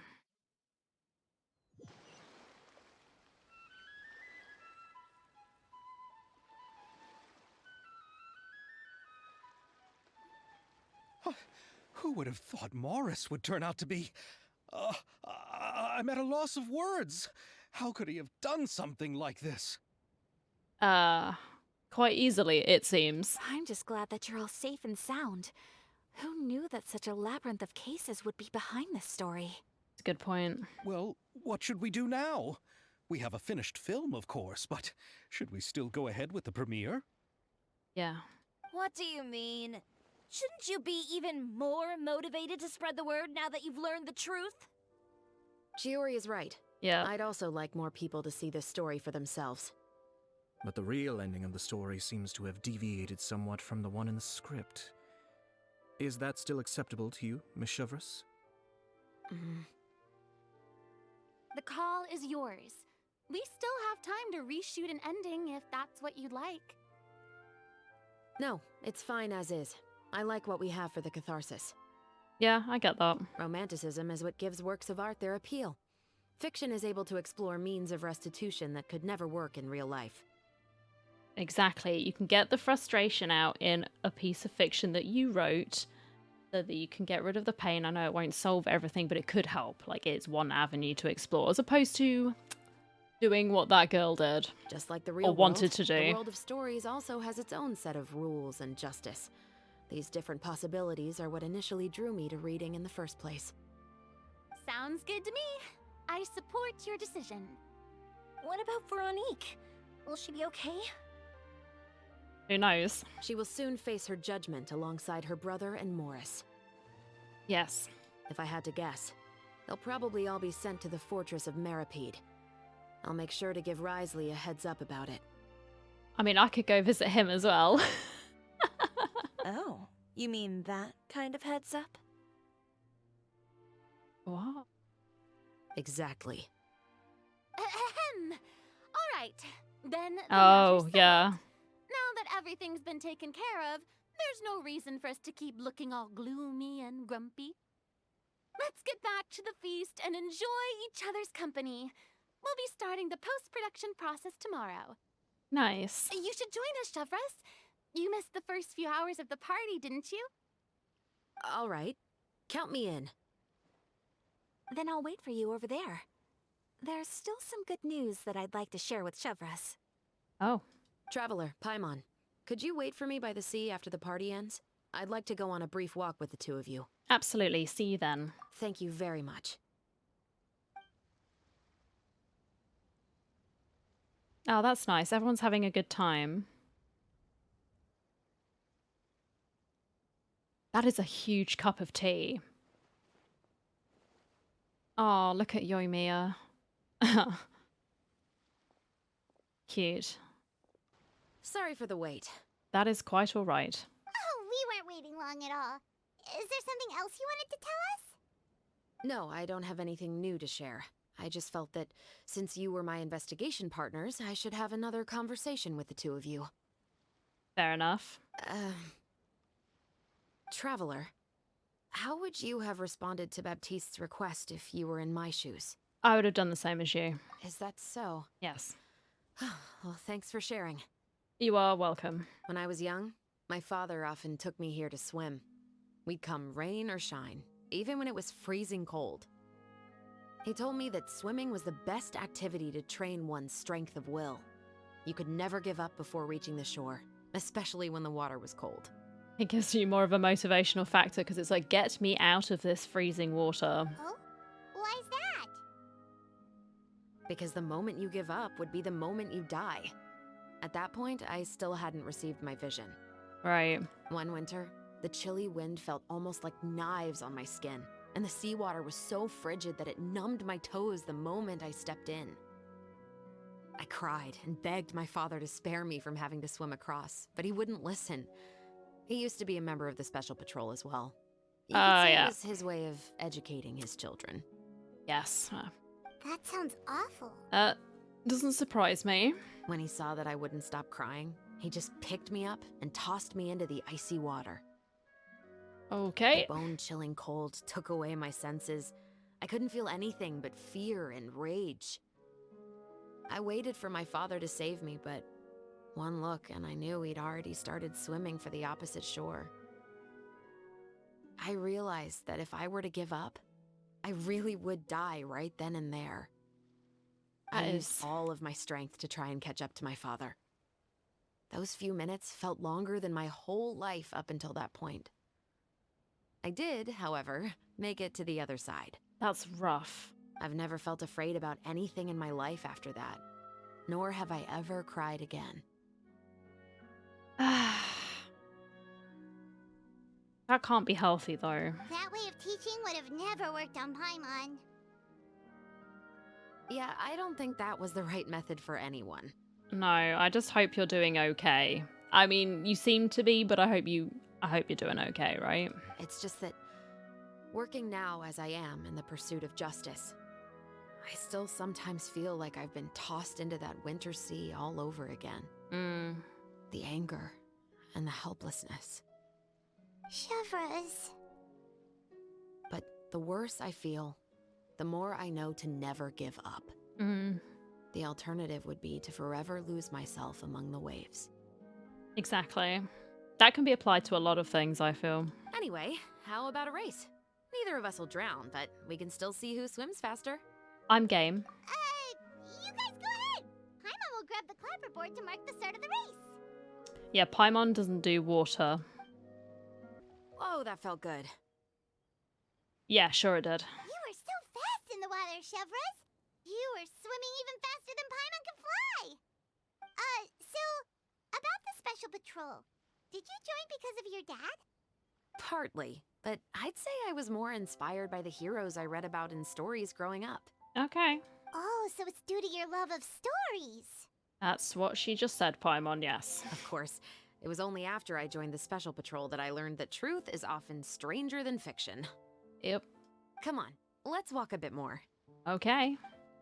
It is a nice evening. I know we can see Celestia up there looking very ominous, To be but honest, it's nice. I do sometimes question whether the decisions I make are the right ones. But I know that no matter what, I must keep swimming. Because the only thing I've got my eyes on is the shore in the distance.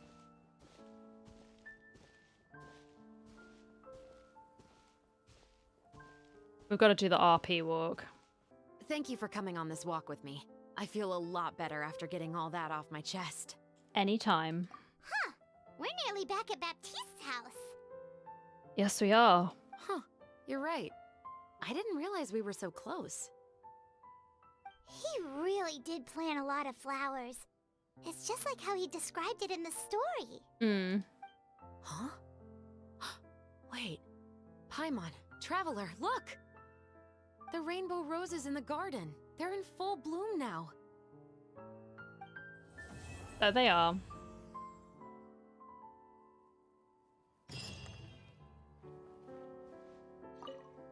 Even though it's a bit late, I must thank you for investigating this case with me.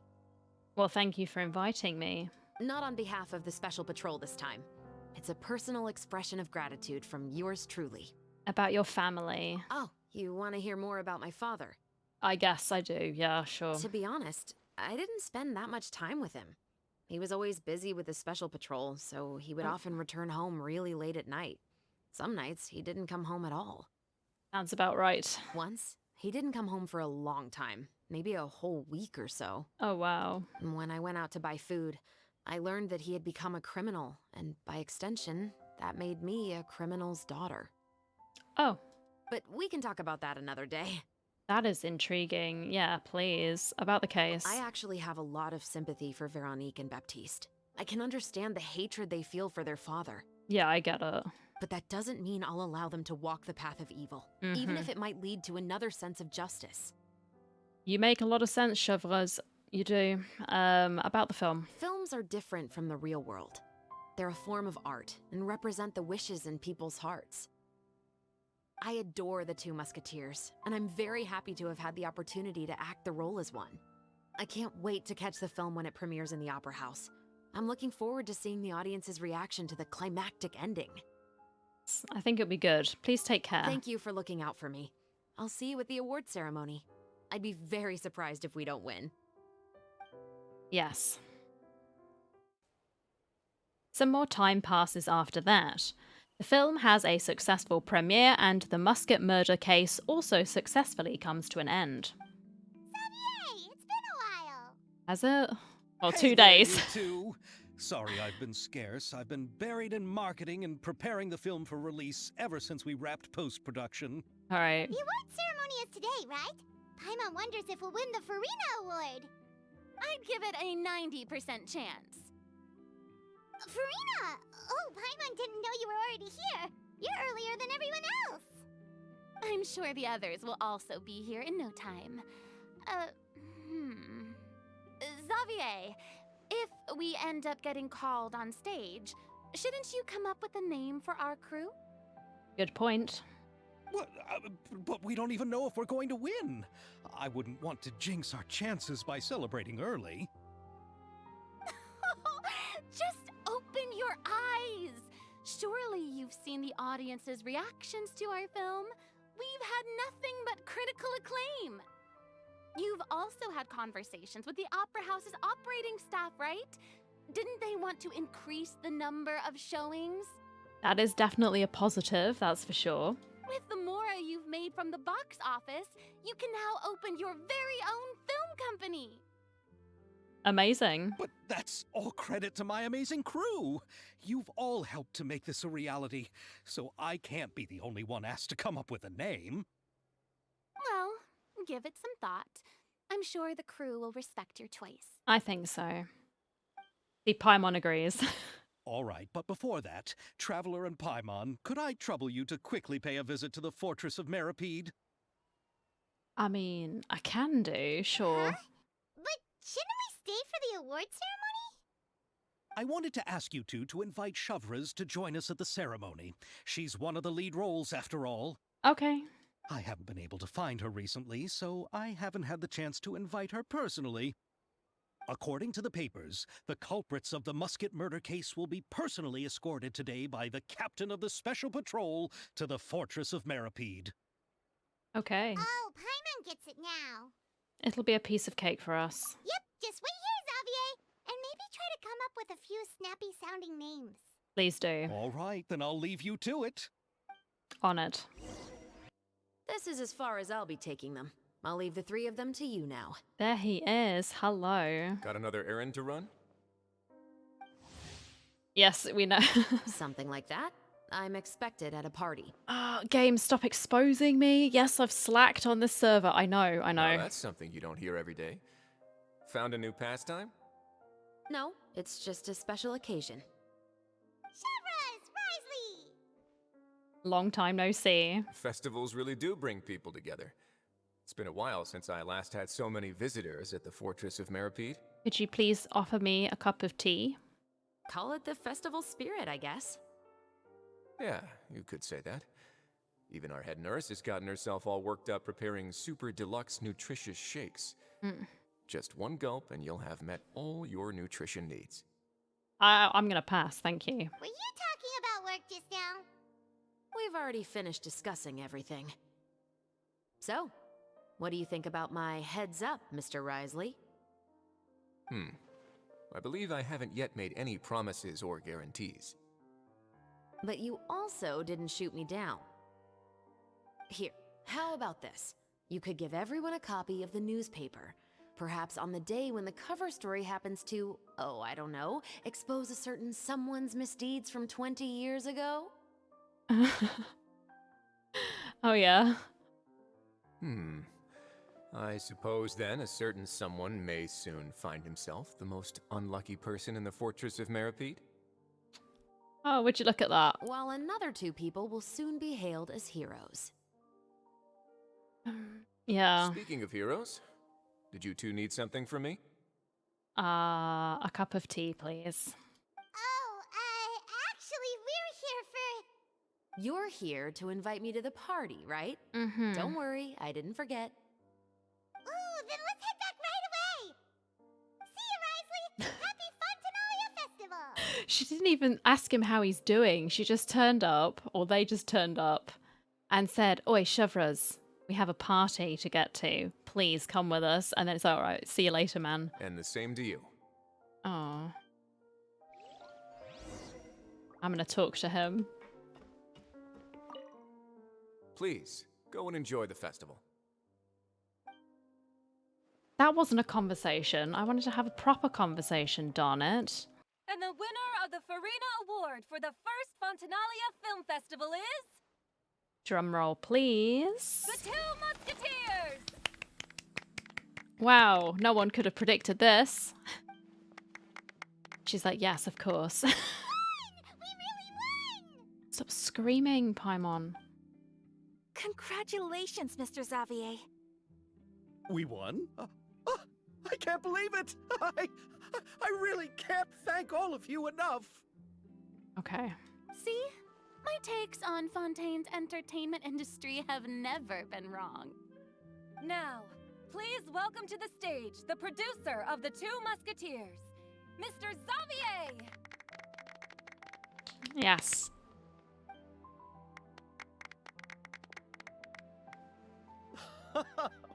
Thank you! Thank you all so much for your recognition and support.